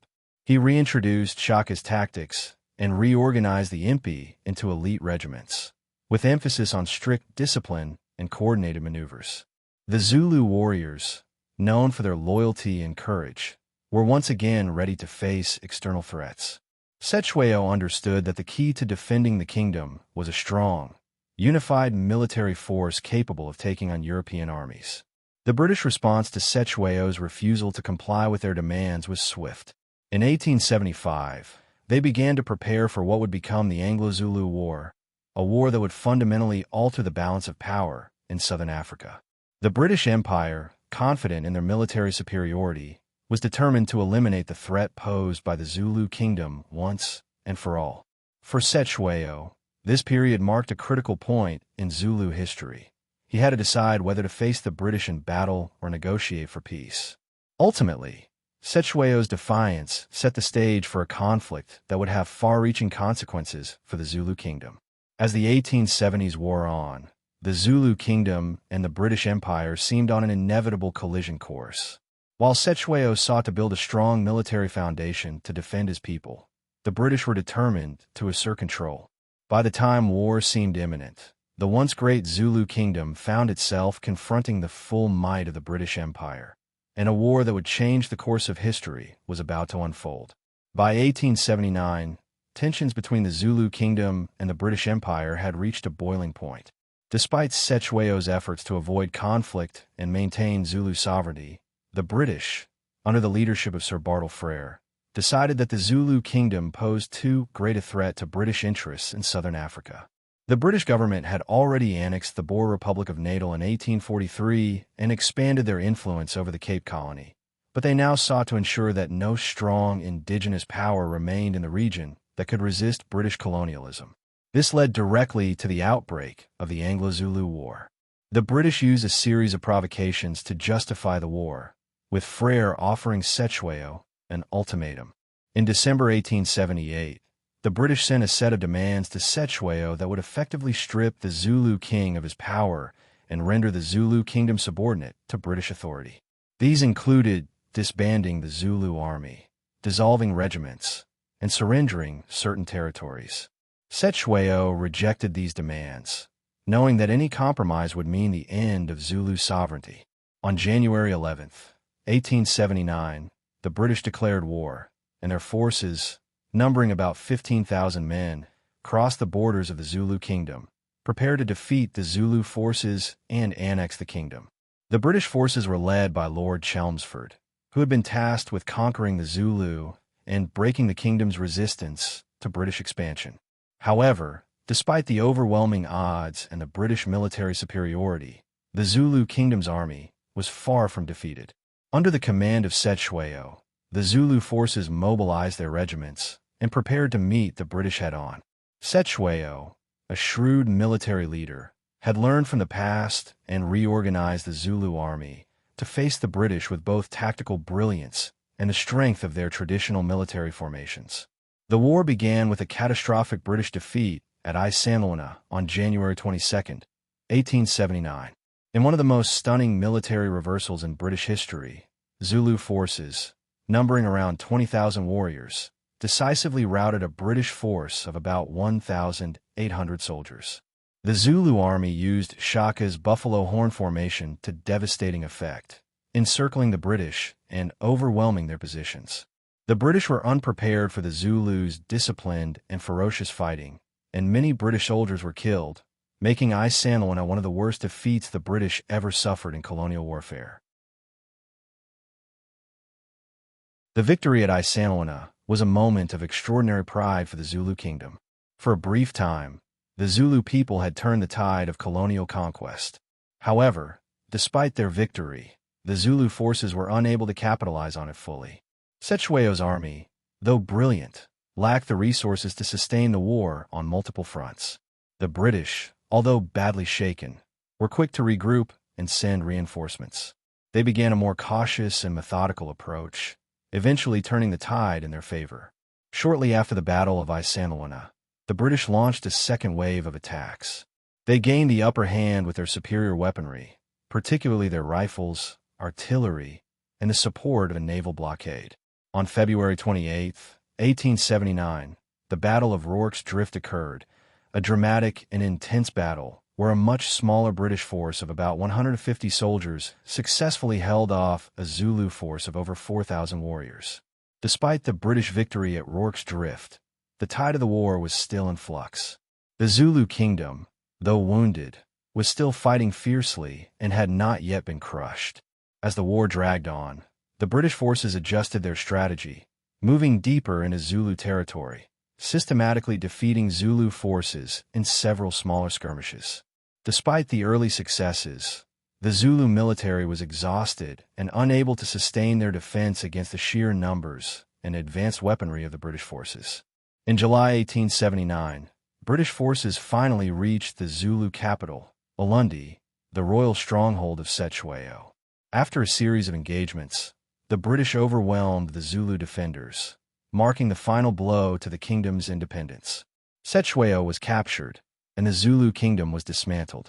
The British, having achieved their goal, then exiled Cetewayo to Cape Town and installed a puppet king in his place, effectively ending Zulu political sovereignty.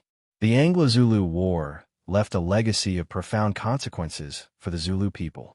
The once mighty Zulu kingdom, which had been one of the most powerful states in southern Africa, was now reduced to a subjugated territory under British control. The war was not only a military defeat for the Zulu kingdom, but also marked the beginning of British colonial rule in the region, laying the groundwork for the eventual formation of the Union of South Africa in 1910, which brought together British colonies and Boer republics under one government. While Cetshwayo's defeat marked the fall of the Zulu kingdom, his legacy lived on in the memories of the Zulu people. The bravery of the Zulu warriors at Isandlwana, the fierce resistance to British rule, and the continued defiance of the Zulu spirit left an indelible mark on South African history. Even in defeat, the Zulu kingdom became a symbol of resistance against colonial oppression. The Anglo-Zulu War of 1879 was the culmination of years of rising tensions between the Zulu kingdom and the British Empire. The roots of the conflict lay in the political, military, and economic pressures exerted by the British as they sought to expand their influence in southern Africa, a region already rich in natural resources and strategically important to the empire's global ambitions. By the mid-1870s, the British Empire had established a stronghold in the southern part of Africa, particularly in Natal, a British colony, and the neighboring Cape Colony. The Zulu Kingdom, led by King Cetshwayo, stood as one of the last significant independent powers in the region, and its military strength and the threat of resistance posed a significant obstacle to British colonial expansion. The British, having already defeated the Boers and other tribes, sought to integrate Zulu land into their expanding imperial domain. The immediate cause of the war, however, can be traced to the British demands placed on Cetshwayo in 1878. As the British sought to consolidate their rule over southern Africa, they wanted to bring the Zulu kingdom under their control. Sir Bartle Frere, the British High Commissioner for Southern Africa, was particularly keen on this, and he believed that the Zulu kingdom represented the final significant challenge to British supremacy in the region. Frere, confident in the might of the British military, decided that the time had come to subdue the Zulu kingdom once and for all. Frere presented Cetshwayo with an ultimatum in December 1878, consisting of several demands that would fundamentally undermine Zulu sovereignty. These demands included the disbandment of the Zulu army, the disbanding of traditional regiments, the establishment of a British-controlled police force in Zulu lands, and the implementation of certain British laws in the kingdom. The conditions of the ultimatum were designed to force the Zulu kingdom to surrender control over its military and political structures, effectively making Cetshwayo a puppet monarch under British rule. Cetshwayo, understanding that these demands would strip his kingdom of its independence, rejected them outright.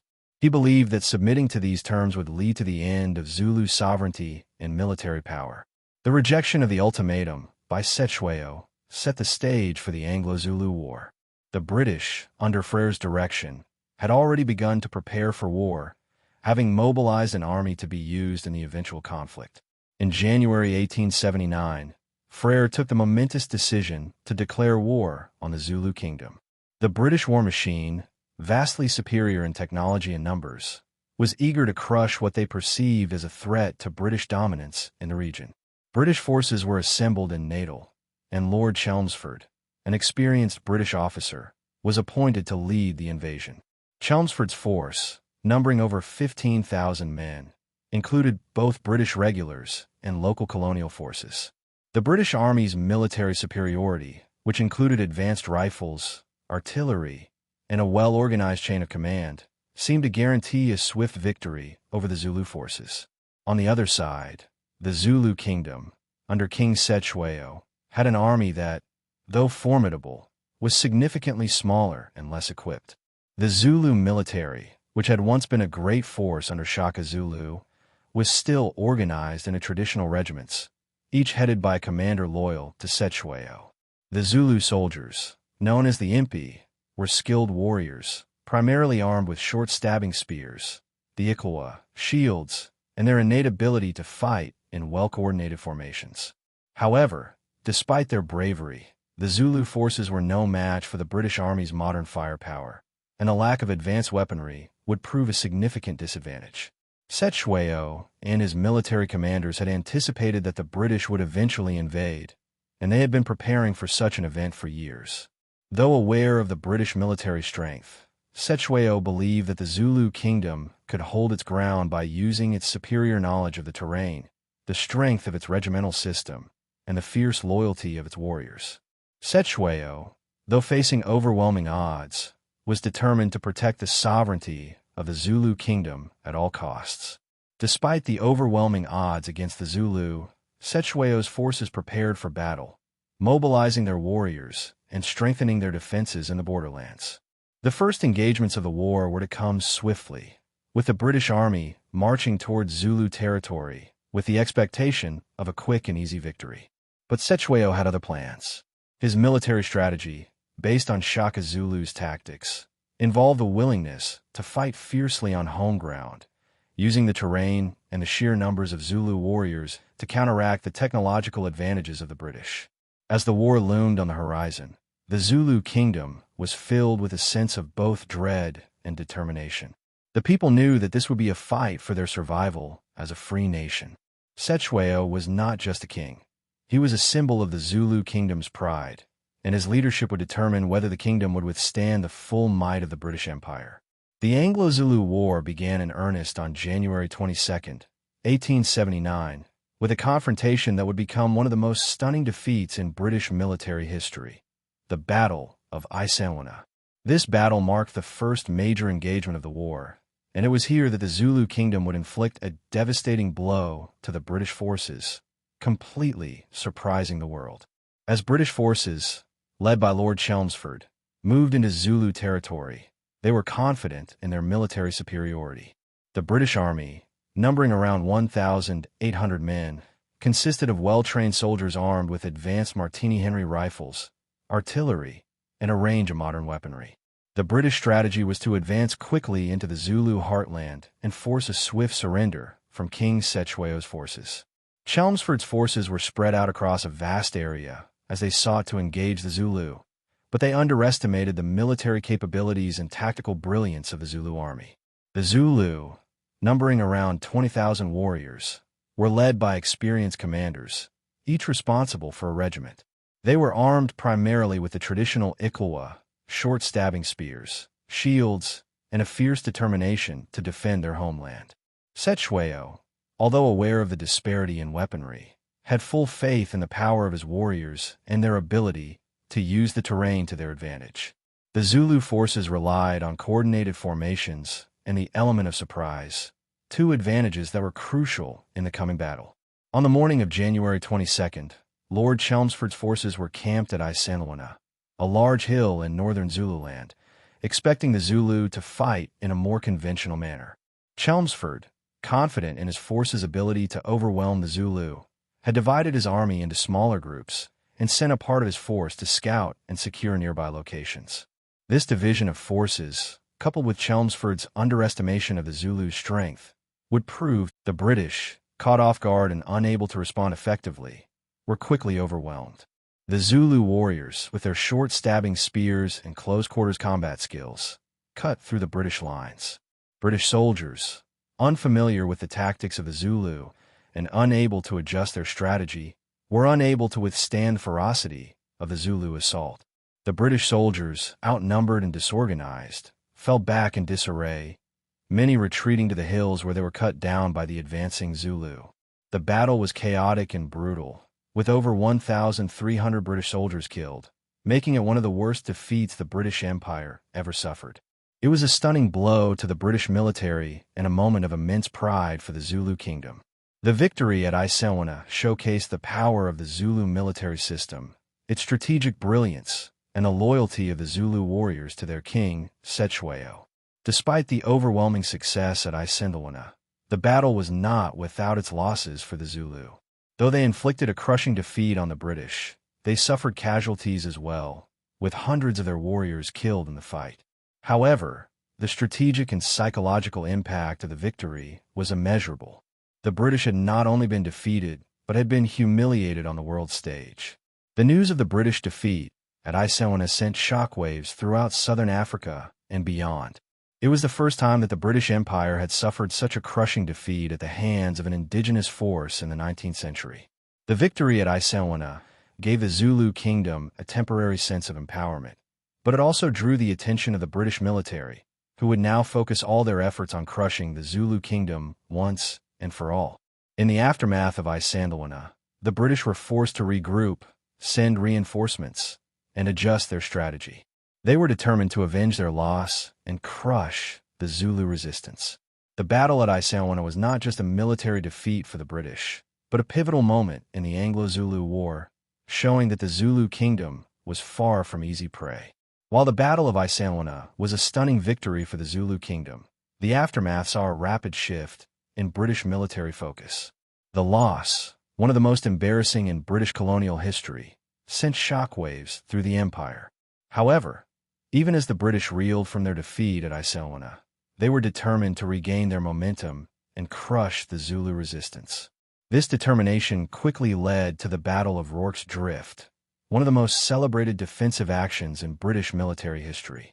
Rorke's Drift was a mission station and supply depot situated on the banks of the Buffalo River, just south of Zulu territory.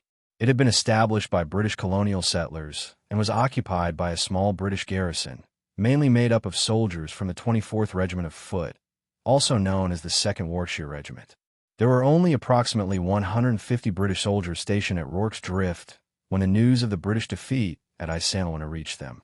After the Zulu victory at Isalwana, Prince Dabulamanzi, one of Cetshwayo's brothers, led a force of over 4,000 Zulu warriors to attack Rorke's Drift, aiming to eliminate the British presence in the area.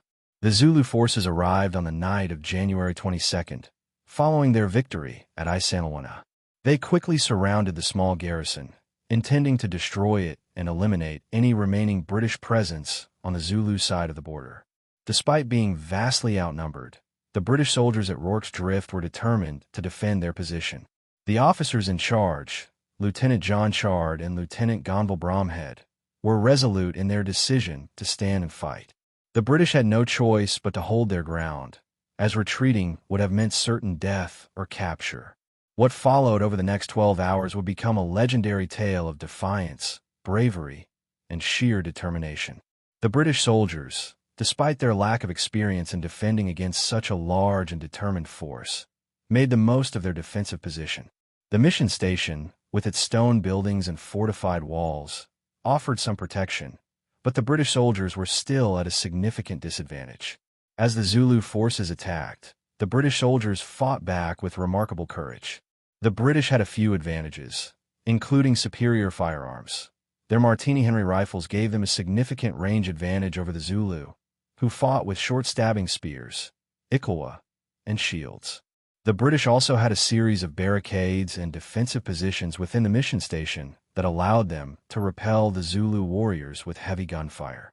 Despite the odds, the British soldiers managed to hold off wave after wave of Zulu assaults.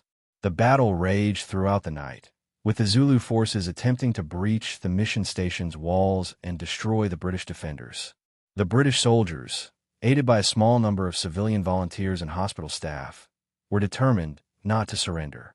At one point, a part of the mission station's wall was breached by the Zulu, but the British forces quickly reinforced the position, using rifle fire to push back the attackers. The Zulu, although fiercely determined, faced challenges of their own. The Zulu forces were unable to make effective use of their traditional fighting tactics against the entrenched British position. As the battle dragged on, the Zulu began to suffer heavy casualties. The sheer volume of gunfire from the British soldiers, combined with their limited ammunition, began to wear down the attacking Zulu warriors. By the morning of January 23rd, after nearly 12 hours of intense fighting, the Zulu forces, exhausted and decimated, finally withdrew. The British garrison at Rorke's Drift had survived the night, and the Zulu had failed to capture the post. The cost of the battle for both sides was high.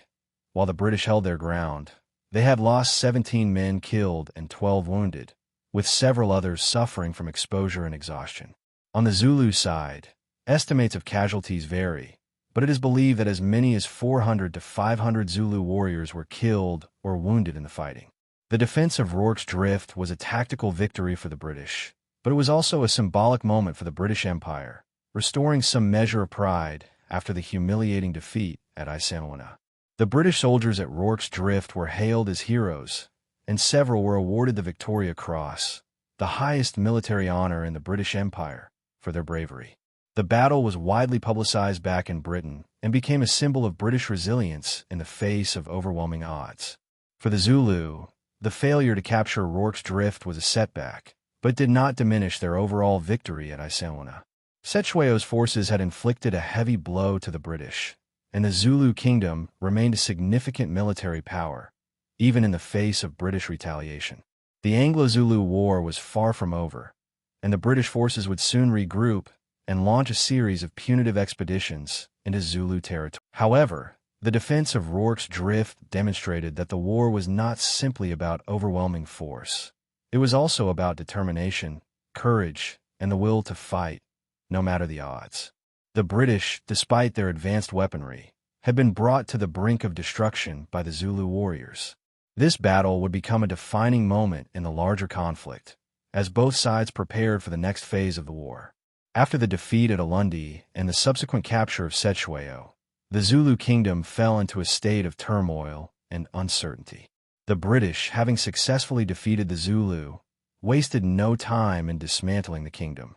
The Zulu kingdom, once a powerful and independent nation in southern Africa, was now a shadow of its former self, having been divided and subjected to British rule. In the immediate aftermath of the war, Cetshwayo was taken into British custody and exiled to Cape Town.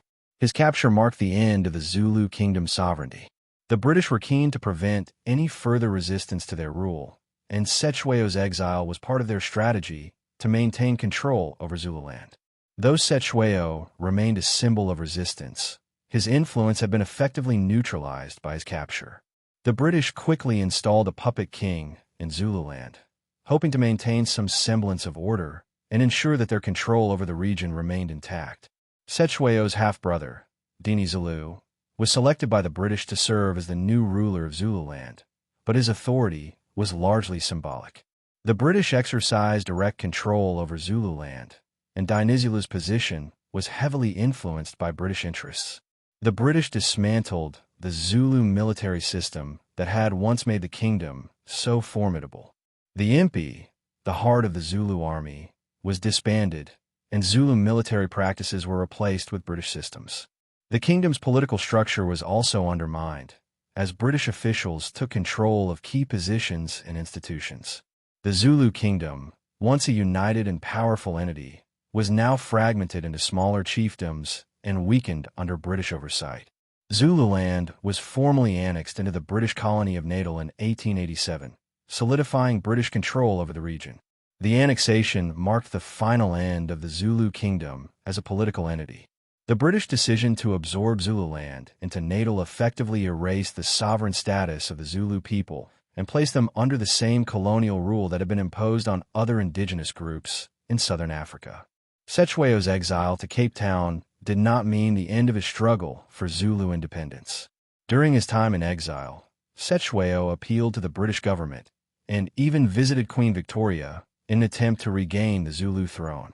However, the British were unwilling to restore full Zulu sovereignty, and Cetshwayo's efforts to return to power were unsuccessful. After several years of petitions and negotiations, Cetshwayo was allowed to return to Zululand in 1883, but his return was heavily restricted, and his ability to exercise real power was limited. Upon his return, Cetshwayo faced significant challenges in reasserting his authority. The Zulu people, while still loyal to their king, had been significantly weakened by the war and the years of British control. The kingdom was divided, and many of the Zulu chiefs who had once been loyal to him had either been co-opted by the British or had become more focused on local power struggles. Cetshwayo's authority, although respected, was not what it had been before the war. He ruled in a much diminished capacity, and the power of the British colonial administration in Natal and Zululand overshadowed his leadership. Cetshwayo's health began to deteriorate, and he passed away in 1884, just a year after his return to Zululand. His death marked the final chapter in the Zulu resistance to British rule. The Zulu kingdom, now formally absorbed into the British Empire, had been thoroughly conquered and subdued. The Anglo-Zulu War had left the Zulu kingdom in ruins, and although the spirit of the Zulu people lived on, their political independence had been lost forever. The legacy of the Zulu kingdom and its defiance against British colonization lived on in the hearts of the Zulu people. Despite the fall of their kingdom, the Zulu continued to maintain their cultural identity and resist colonial domination in the years that followed. The Anglo-Zulu War and the Zulu resistance would later become a significant symbol in the struggle against British imperialism in southern Africa. In the decades following the war, the Zulu kingdom would be subsumed into the larger process of colonial consolidation in South Africa. The British would go on to form the Union of South Africa in 1910, bringing together several former colonies, including Natal, under a single government. The Zulu people, despite the loss of their kingdom, continue to play a significant role in the cultural and political landscape of South Africa. The Anglo-Zulu War of 1879 was one of the most significant conflicts in southern Africa's colonial history. Though the war ended in a decisive British victory, the consequences of the conflict had lasting impacts on both the Zulu kingdom and British colonial rule in the region. The war, which had begun with a catastrophic British defeat at Isandlwana and ended with the fall of Cetshwayo's capital, shaped the future of South Africa and contributed to the broader story of resistance against imperialism in the 19th century. The Zulus' resilience and military prowess, particularly their victory at Isandlwana, made an indelible mark on the British public. The British Empire, used to overwhelming force and quick victories, was shocked by the Zulu resistance, which demonstrated that indigenous African forces could successfully challenge European military might. The events of the war forced the British to rethink their approach to colonial rule, particularly in their dealings with indigenous peoples in southern Africa. The Zulus' fierce defense, especially at Isandlwana, became a symbol of indigenous resistance against European colonialism. For the Zulu people, the aftermath of the war was catastrophic. The war led to the dissolution of the Zulu kingdom, the loss of sovereignty, and the imposition of British colonial rule over their lands.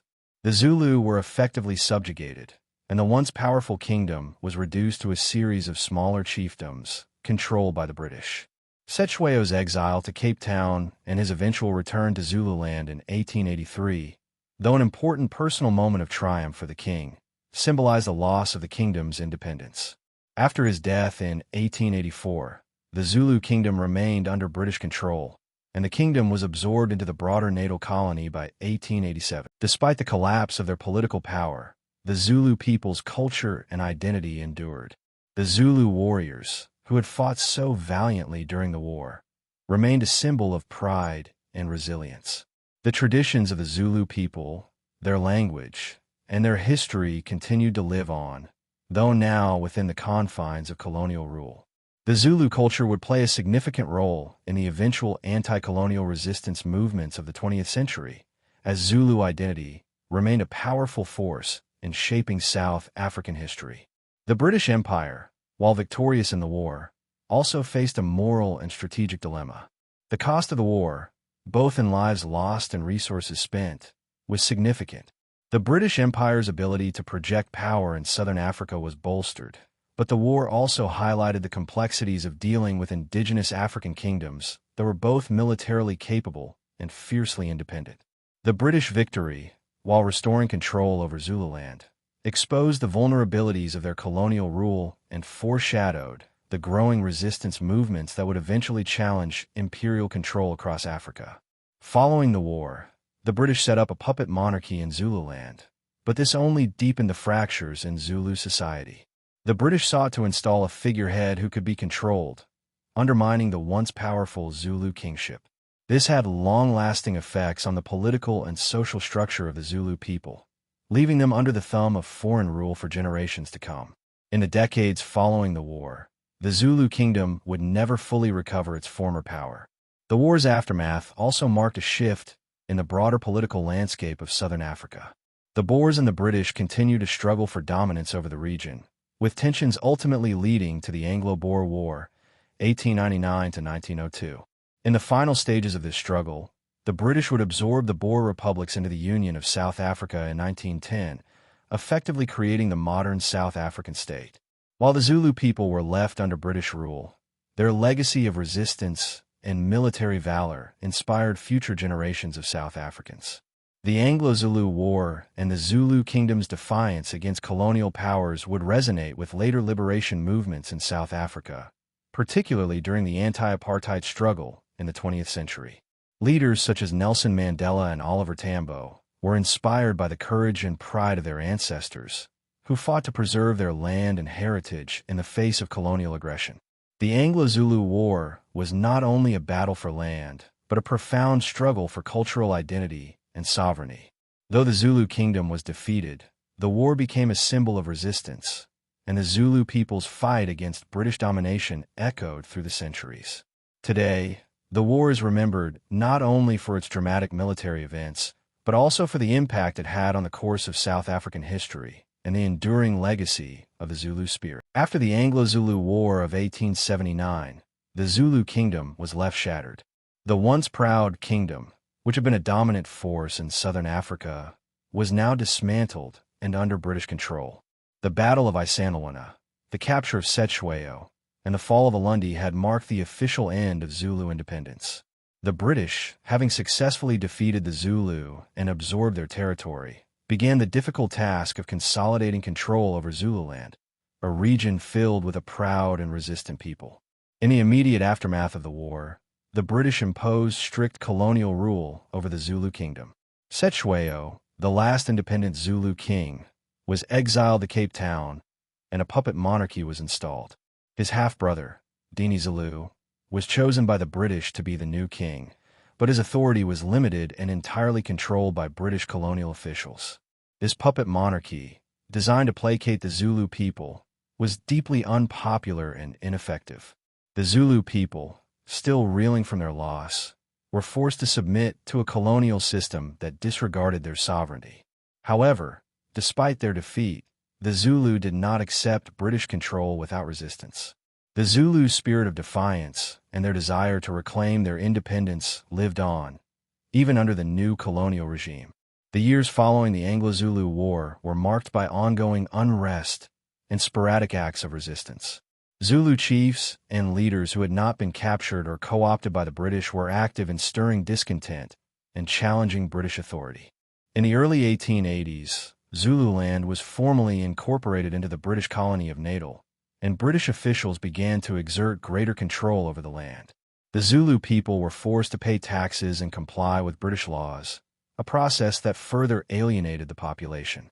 The British established a settler economy, which saw land taken from the Zulu and distributed to British settlers and farmers.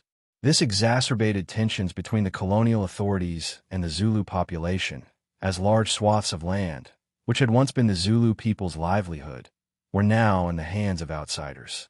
The disbanding of the Zulu military left the Zulu people without the institution that had once unified and protected them. Under Shaka Zulu, the military had been a central force in Zulu life, but after the war, the British dismantled it to prevent any future uprisings. The Impis, the legendary regiments of Zulu warriors, were gone, and many of the younger generation had lost their sense of purpose and unity. In the late 1880s, the British began to change their approach slightly, attempting to create some semblance of stability in Zululand. The British government allowed Dinizulu to return from exile in 1883, but his power was purely symbolic. He had little real authority and was essentially a figurehead under the watchful eye of the British.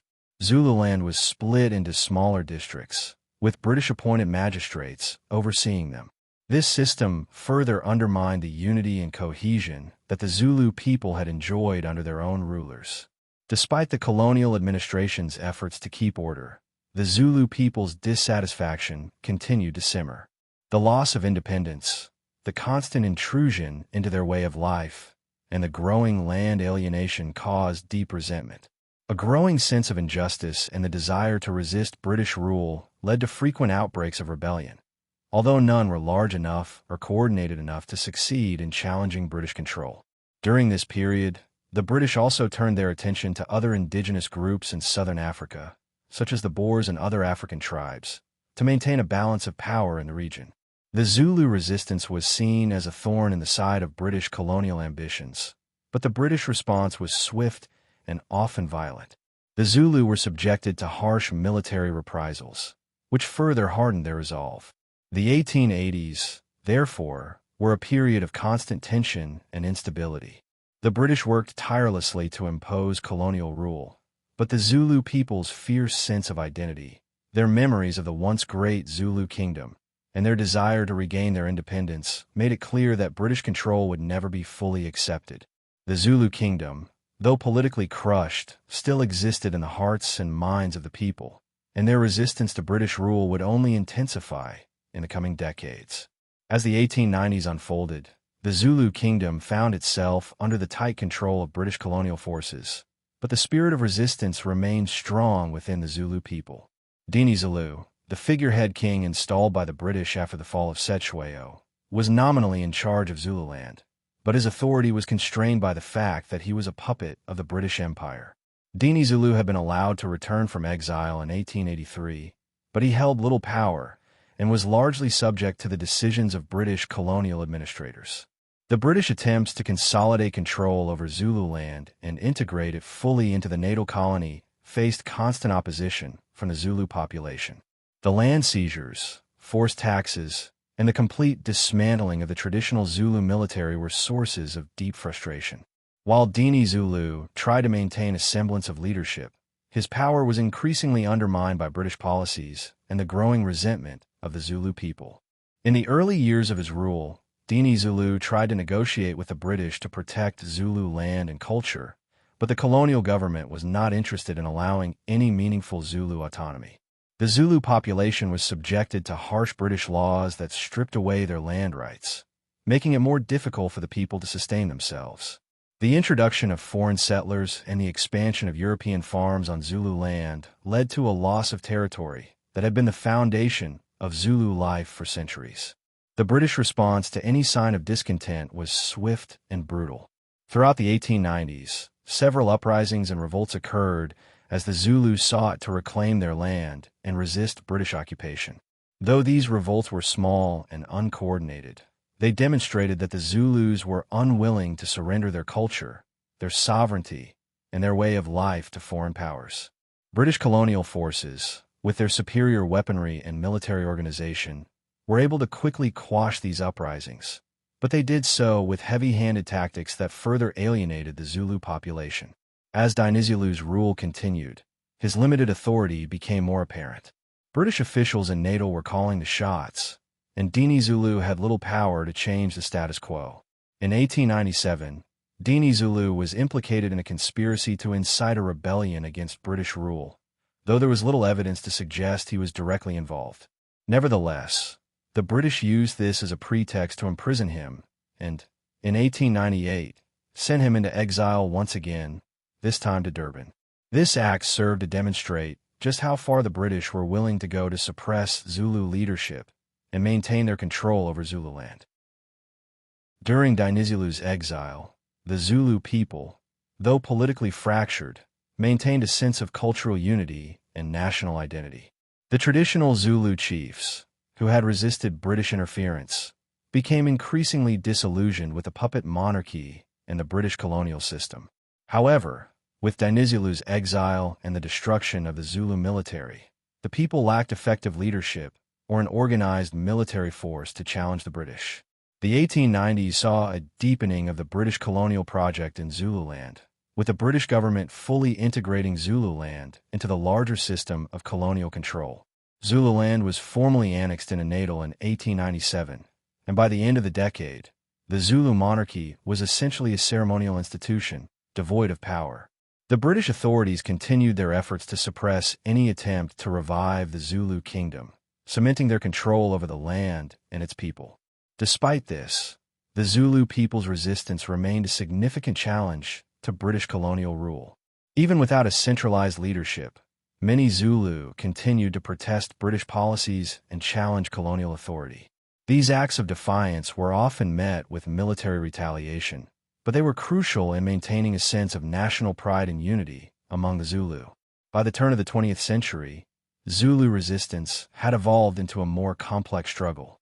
The legacy of Shaka Zulu, Cetshwayo, and other Zulu leaders continued to inspire the Zulu people to resist British dominance. The British colonial authorities, recognizing that their power was still being questioned, began to implement a series of measures to further assimilate the Zulu into the colonial system. These included more aggressive policies of land dispossession, the imposition of taxes, and the enforcement of British legal codes.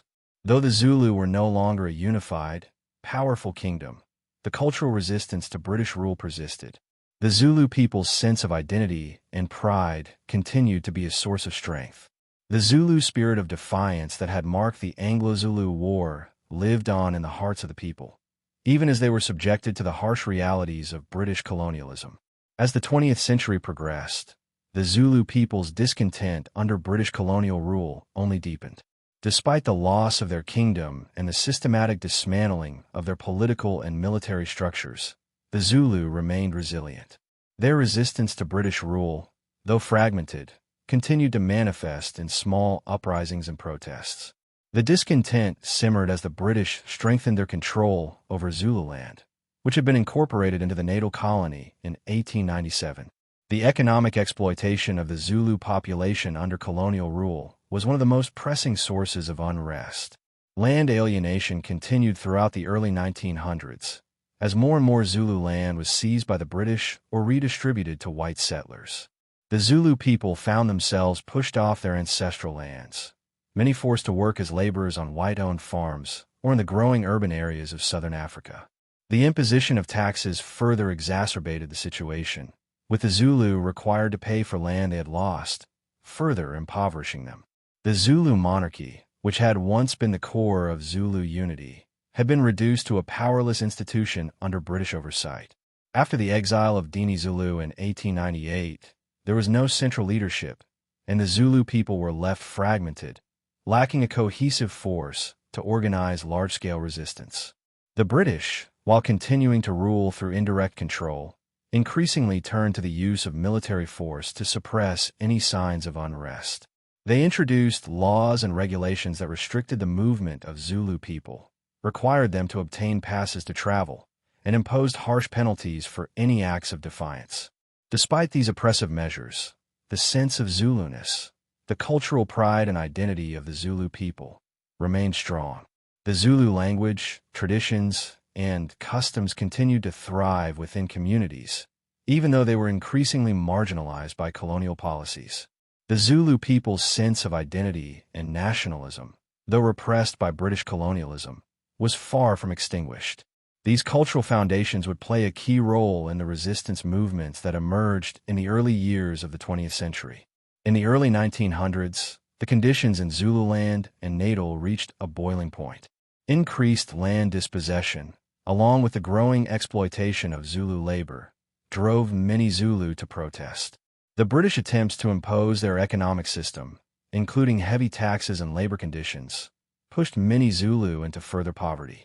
These economic pressures led to the formation of small-scale uprisings, with the most significant of these occurring in 1906, known as the Zulu Rebellion or the Zulu Revolt. The Zulu Rebellion of 1906 was the most significant act of resistance to British rule since the Anglo-Zulu War. It was sparked by the introduction of the poll tax, which demanded that every adult Zulu male pay a tax for the privilege of living on land that was no longer theirs. This was perceived as a direct attack on Zulu independence and was seen by many as an effort to subjugate the Zulu people entirely. The tax was widely unpopular and was the final catalyst for open rebellion.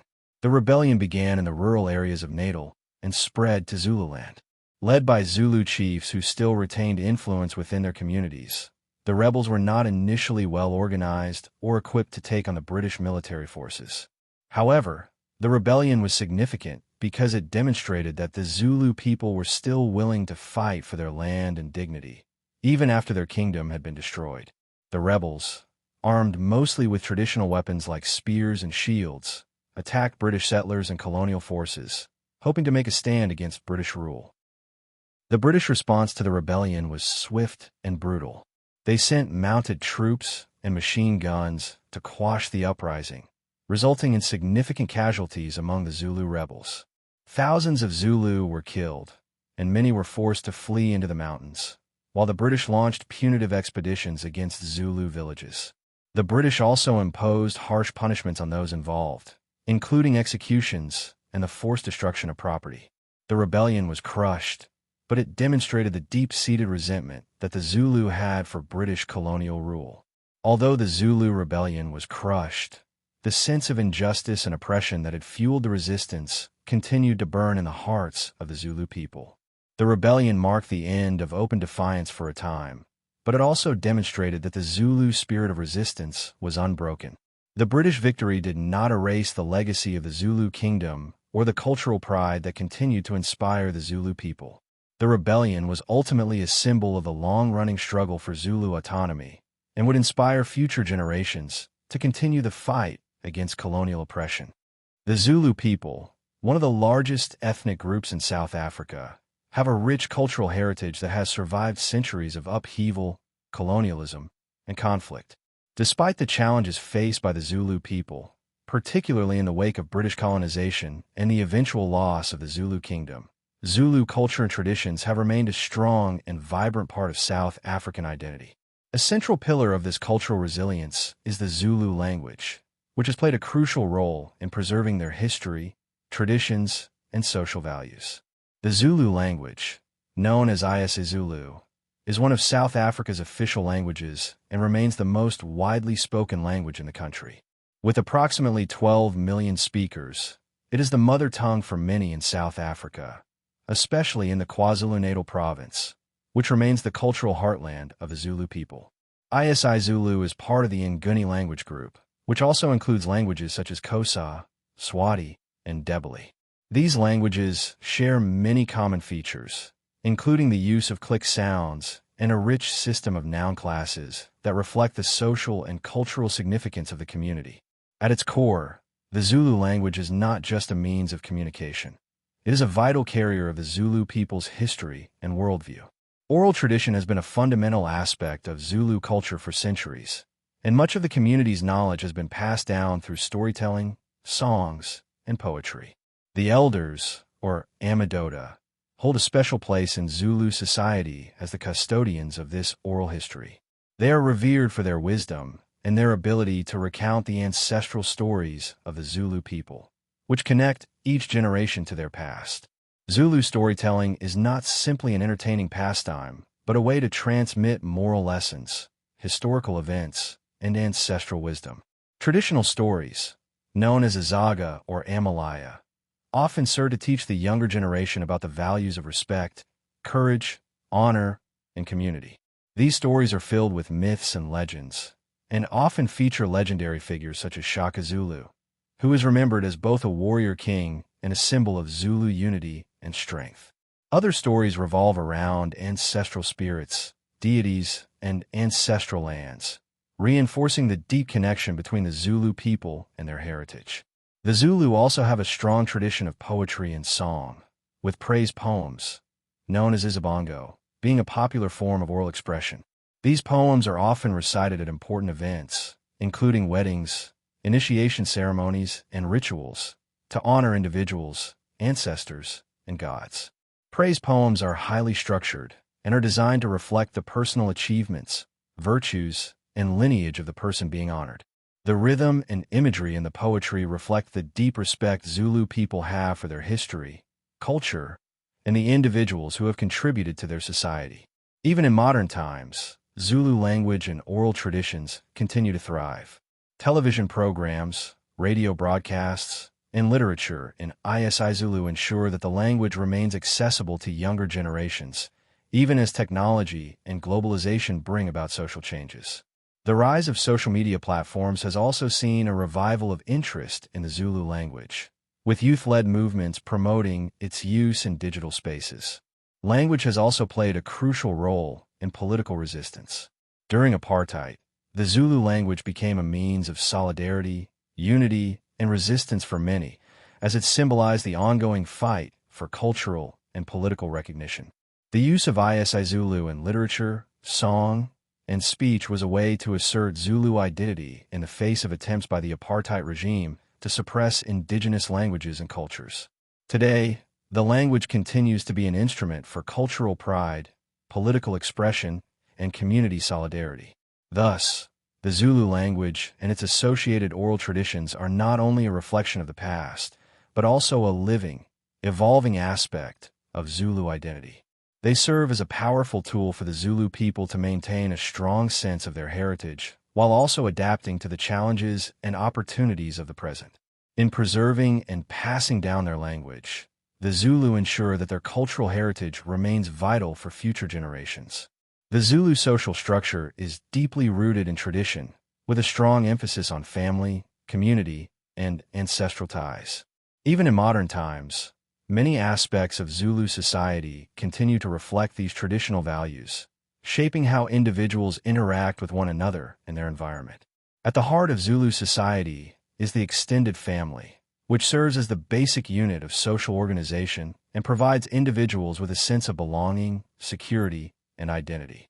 In traditional Zulu society, the family or clan is the foundation of social life.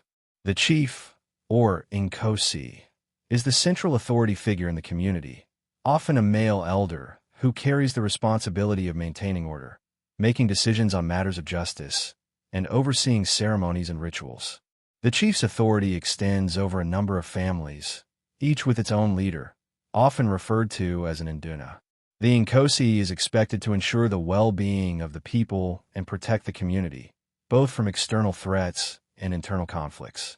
Patrilineal descent plays a major role in the Zulu family structure.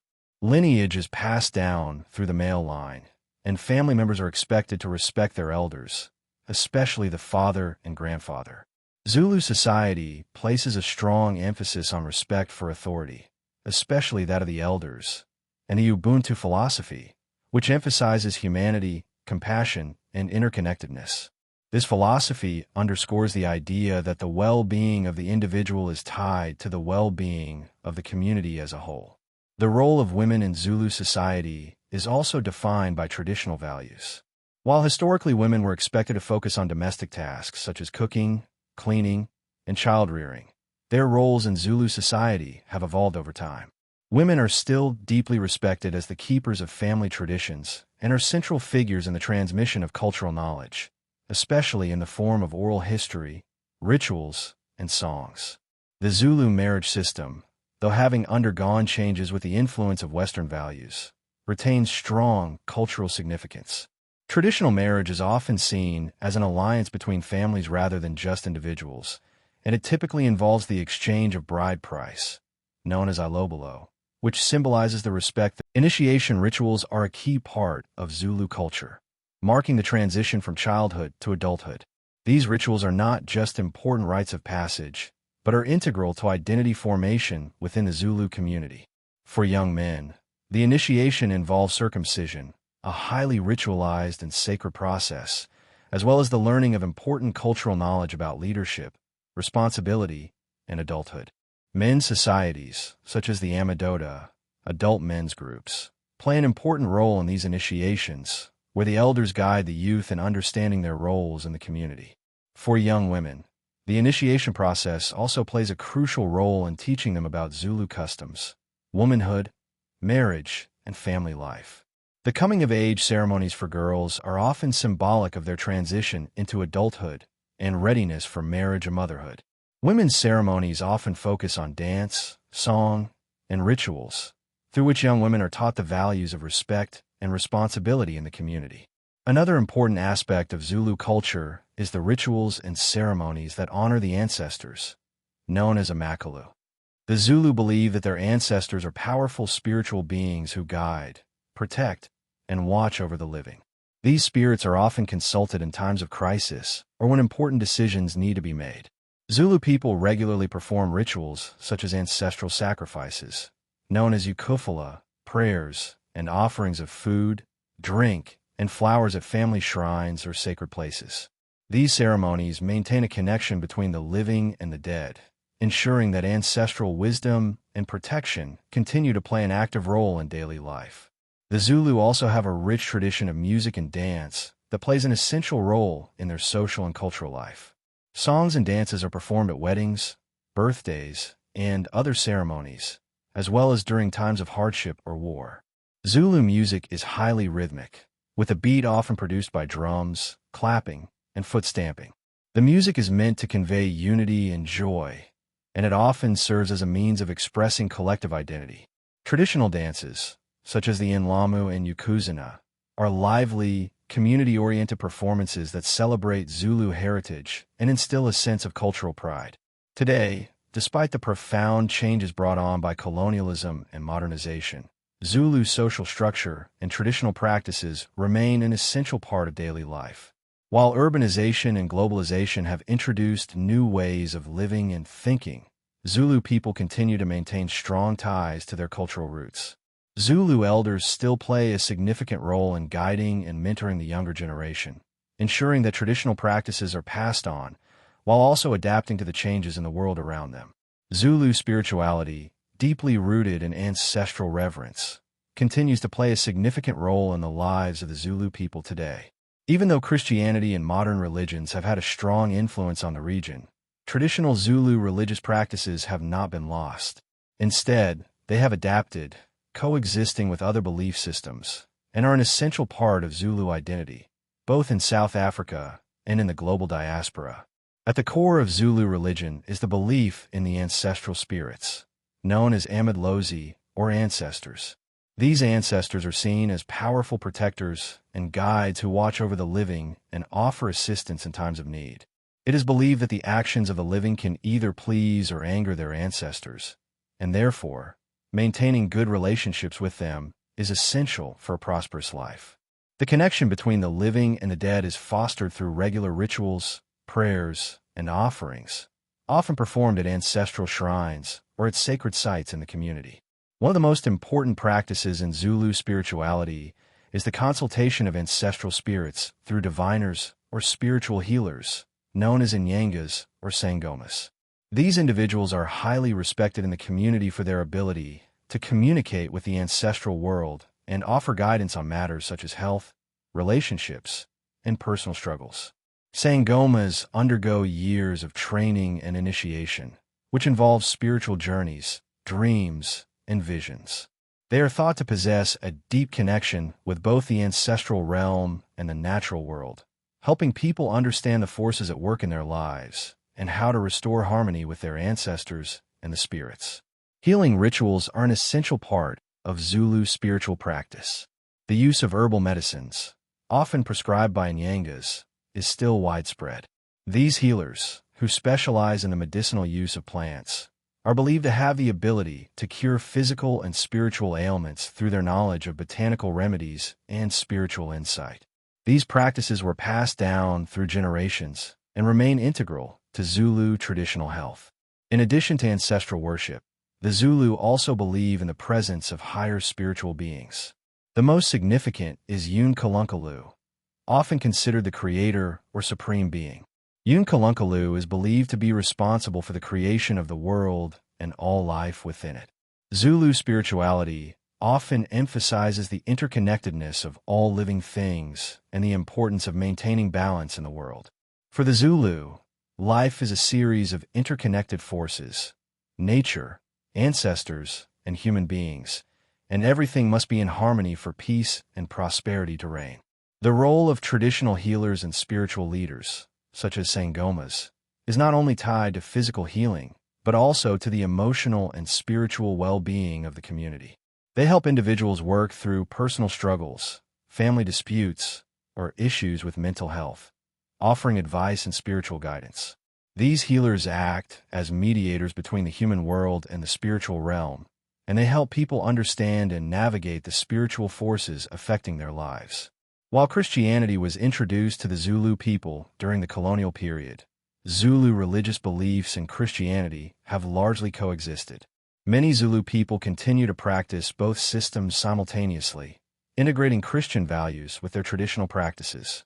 For example, it is not uncommon for Zulu individuals to attend church services on Sundays, while also consulting a Sangoma or performing a traditional ritual to honor their ancestors. This synthesis reflects the Zulu people's ability to adapt and integrate different influences without losing their cultural identity. In the modern era, Zulu spirituality remains a vital part of the community's life. It is evident in family celebrations, initiation ceremonies, and important rites of passage. Weddings, births, and deaths are all marked by rituals that honor the ancestors and acknowledge their role in the lives of the living. Despite the influences of Western culture and the challenges posed by colonialism and apartheid, Zulu traditions and religious practices have proven remarkably resilient. Moreover, traditional ceremonies are still actively practiced, particularly in rural areas, where large gatherings of families and communities come together to celebrate, honor, and connect with their ancestors. These events are often accompanied by song, dance, and drumming, with the community coming together to express unity, remembrance, and reverence for their ancestors. As urbanization and modernity continue to shape South Africa, the Zulu people have maintained their commitment to their spiritual and cultural roots. The practice of ancestral worship, consultation with healers, and the use of rituals to communicate with the spirit world remain essential aspects of Zulu identity. The legacy of Zulu spirituality continues to thrive, offering guidance, support, and healing for many Zulu people across generations.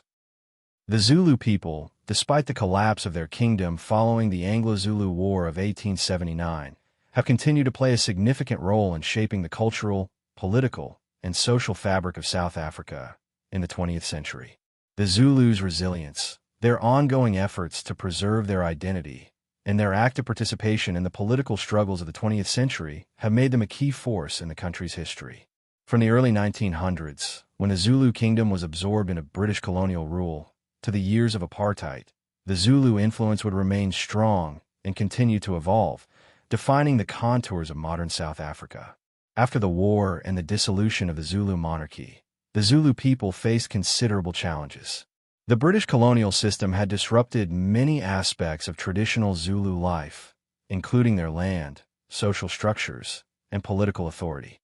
Land dispossession became a central issue, as much of the land that was once Zulu-held territory was now under British control or given to white settlers. Despite this, the Zulu people's sense of community and cultural identity remained resilient. Zulu language, customs, and traditions continued to thrive within the community, even as the structures of Zulu society were dismantled by colonial rule. During the early 20th century, the Zulu people became more deeply integrated into the economic system of South Africa. Many Zulu were pushed into labor on white-owned farms, in mines, and in urban centers. The British colonial policies of the time marginalized the Zulu people, particularly through the forced labor systems and the imposition of poll taxes. This economic system served to reinforce the racial hierarchies that would later be formalized under apartheid. However, despite these challenges, the Zulu people adapted and began to assert their presence in the national consciousness. By the 1920s and 1930s, the Zulu people found new ways to express their resistance to colonial and apartheid rule. In the face of widespread economic hardship, some Zulu leaders, such as King Solomon Khunezu, began to speak out against the policies of the British and their successor, the Union government, particularly in regard to the dispossession of Zulu land. These early efforts were relatively isolated, but laid the foundation for the larger political movements that would emerge in the mid-20th century. Politically, Zulu leaders were crucial in shaping the national political landscape. Zulu nationalism began to take form as a response to the divide-and-rule tactics employed by the colonial and later apartheid governments. The Zulu people had faced significant oppression under both colonial and apartheid rule, and the call for political autonomy became stronger. While the African National Congress, ANC, and other political organizations sought to unite all black South Africans against the apartheid regime, the Zulu maintained a sense of distinctiveness, largely due to their historical experience as an independent kingdom. During the 1930s and 1940s, as the National Party came to power in 1948 and began to implement the apartheid system, the Zulu people found themselves in a complex political situation. The apartheid regime's policies sought to divide the African population into separate ethnic groups, and the Zulu were no exception. The regime's introduction of homelands, or Bantustans, was a particularly disruptive and damaging policy for the Zulu, as it attempted to carve out an autonomous homeland for Zulu people in KwaZulu in the Natal province. This effort to institutionalize Zulu identity as a separate entity under apartheid intensified the sense of cultural pride, but also isolated the Zulu in a new way, further restricting their mobility and access to economic and political power. The Zulu royal family played a symbolic role in the 20th century during the apartheid era. King Goodwill Zwelithini, who ascended to the throne in 1968, became an important figurehead for the Zulu people.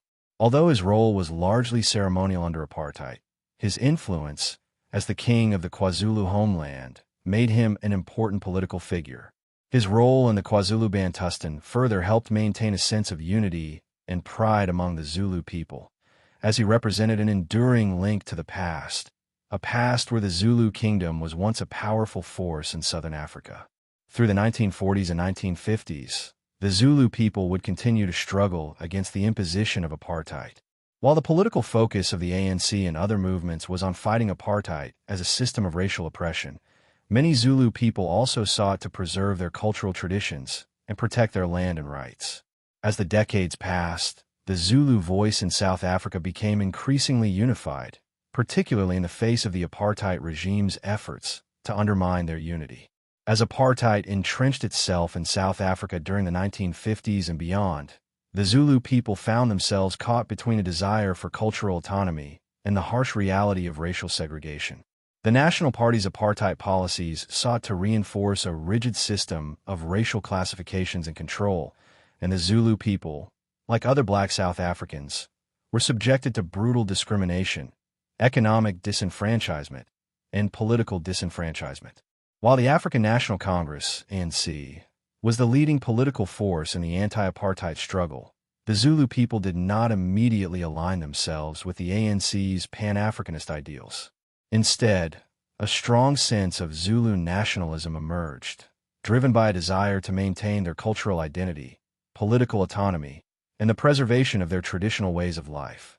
This was reflected in the creation of the Inkatha Freedom Party, IFP, a Zulu-based political organization led by Mangosuthu Buthelezi. The IFP was founded in the early 1970s, partly as a response to the ANC's growing influence and its Pan-African, non-ethnic stance. Buthelezi, who served as the traditional prime minister of the KwaZulu-Bantustan, became a prominent leader who positioned the Zulus as champions of cultural preservation, arguing that the Zulu kingdom's identity and political unity must remain separate from the broader goals of the ANC. The rise of the Inkatha Freedom Party under Buthelezi led to a period of increased tension between the IFP and the ANC, as well as between Zulu and non-Zulu groups. In many ways, the IFP became an expression of Zulu resistance to both apartheid and the ANC's vision of a united South Africa. The IFP promoted the idea of Zululand's political autonomy and self-rule within the apartheid system, which directly opposed the ANC's call for a non-racial, democratic South Africa. This led to a series of violent clashes between the IFP and ANC supporters, especially in the 1980s, as both parties competed for the support of the black South African population. The tensions between the two groups were exacerbated by apartheid's divide-and-rule tactics, which deliberately fostered divisions along ethnic lines to maintain control over the black population. Despite the political division and violence, the Zulu people's cultural influence remained significant throughout this period. Under Buthelezi's leadership, the IFP emphasized the importance of Zulu identity and sought to preserve Zulu language, customs, and traditional leadership. The IFP also highlighted the importance of traditional leadership within the Zulu community, often in direct opposition to the ANC's desire to create a unified political landscape that included all South African ethnic groups. The leadership of the IFP, though controversial and divisive, was rooted in a deep sense of Zulu pride and a desire to maintain control over Zulu heritage in a rapidly changing and racially divided South Africa. At the same time, cultural expression among Zulu people during the 1970s and 1980s flourished. Traditional Zulu music, dance, and art became outlets for both resistance and pride. Artists, musicians, and performers maintained Zulu cultural traditions and continue to perform at national and international levels, blending modern and traditional styles. The resurgence of Zulu music and dance served as a powerful form of resistance to apartheid's efforts to silence indigenous cultures and limit black expression. Iconic Zulu performances, featuring traditional drums, songs, and dances, became symbols of resilience and pride. In addition to music and performance, Zulu craftsmanship, particularly in beadwork, pottery, and weaving, remained central to the preservation of cultural heritage. These crafts were passed down through generations and represented a profound connection to the land, ancestors, and the community. They also became a means of economic resistance, as Zulu artisans continued to create and sell their work despite the limitations imposed by apartheid. While political divisions between the ANC and the IFB persisted into the late 20th century, the Zulu people's ability to maintain cultural practices, language, and identity during the apartheid era served as a powerful form of resilience. Despite facing systemic oppression, forced labor, and segregation, the Zulu maintained a vibrant sense of community and tradition. The 1980s were a period of great political upheaval in South Africa, but the Zulu people remained key players in shaping the future of the nation. Although the IFB's relationship with the ANC remained contentious, the Zulu people's struggle for cultural recognition and autonomy ultimately fed into the broader anti-apartheid struggle. By the time Nelson Mandela was released from prison in 1990 and apartheid began to crumble, the Zulu had already established themselves as a people whose identity, culture, and political vision would not be easily marginalized. The end of apartheid in 1994 brought about profound changes for all South Africans, including the Zulu people. With the election of Nelson Mandela as South Africa's first democratically elected president, the country embarked on a new path of reconciliation, unity, and nation-building. For the Zulu, the post-apartheid era provided both challenges and opportunities to redefine their place within a democratic South Africa, while also grappling with the legacies of past divisions and struggles. One of the most significant challenges for the Zulu people in the post-apartheid era was navigating the balance between unity and cultural preservation. The Zulu kingdom, though no longer a political entity, had left a lasting imprint on South African history. Under King Goodwill Zwelithini, who became the king of the Zulu nation after apartheid, the Zulu monarchy remained an important cultural and symbolic institution for the Zulu people. King Zwelithini, like his predecessors, worked to preserve the Zulu cultural heritage, including language, traditions, and social structures, while also adapting to the political changes in South Africa. In the years following the end of apartheid, the Zulu monarch played a prominent role in promoting Zulu pride and cultural identity. King Zwelithini became a key figure in the Zulu nation's reconciliation process, advocating for the recognition of Zulu heritage in a new South Africa. He actively participated in the development of the Zulu cultural economy, which included promoting traditional music, dance, and crafts, as well as supporting Zulu-speaking communities and businesses. While the Zulu people benefited from the political changes brought about by the end of apartheid, they also faced new struggles. One of the most pressing issues in the 1990s and 2000s was the challenge of economic inequality. The Zulu population, particularly those in rural areas, continued to face high levels of poverty and unemployment, despite the democratic transition. The legacy of land dispossession, economic exploitation, and displacement under apartheid had left the Zulu people at a disadvantage in the post-apartheid economy. As South Africa entered the 21st century, the Zulu population remained one of the largest ethnic groups in the country, and they continued to exert a significant influence on both cultural and political life. However, the Zulu people, along with other ethnic groups, faced the difficult task of reconciling the tensions between ethnic pride and the need for a unified national identity. In a country transitioning from a racially divided society to a democratic one, there were many questions about how to balance regional autonomy, cultural heritage, and national unity. One key factor in the modern Zulu experience was the political transition in South Africa. The Zulu people were prominent within the African National Congress, ANC, during the struggle against apartheid, and many Zulu activists contributed significantly to the liberation movement. However, after the ANC came to power, the Zulu people became increasingly involved in political power struggles, particularly through their association with the Inkatha Freedom Party, IFP, which was led by Mangosuthu Buthelezi. The rivalry between the IFB and the ANC, which had fueled violence and division during the apartheid years, continued to affect Zulu politics in the post-apartheid era. While many Zulu people now support the ANC, the influence of the IFB and the legacy of Zulu nationalism still shape the political landscape, particularly in KwaZulu-Natal, the heartland of the Zulu people. Despite these challenges, the Zulu culture remains strong, and Zulu language usage, traditional customs, and social practices continue to be vital aspects of South African society. The Zulu people have continued to thrive in the modern era, with Zulu identity serving as a foundation for the collective strength and resilience of the people. Traditional Zulu celebrations, such as the reed dance, Umkhosi Wamlanga, and the King's birthday celebrations, remain vital expressions of the Zulu cultural legacy and have gained national recognition in post-apartheid South Africa.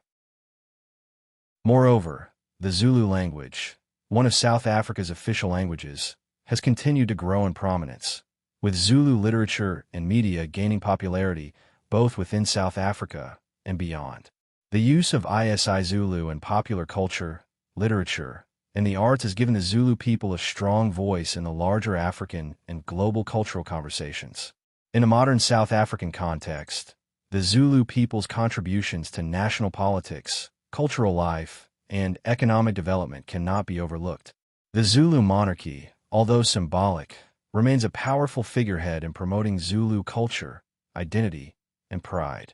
King Zwelithini continued to be an influential figure, not only in advocating for the welfare of the Zulu people, but also in playing a key role in bridging the traditional and modern aspects of South African society. As South Africa continues to evolve in the post-apartheid era, the legacy of the Zulu kingdom, its history of resistance, and its cultural richness remain integral to the broader national identity. While the challenges of poverty and inequality persist for many Zulu communities, the Zulu people continue to demonstrate remarkable resilience. Their influence on modern South Africa, in politics, culture, language, and national identity, ensures that the Zulu legacy will remain a powerful force for generations to come.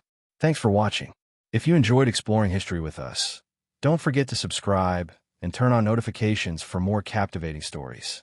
At Past a Pillow, we bring history to life, making it the perfect companion for a restful sleep. Drop your thoughts or suggestions below.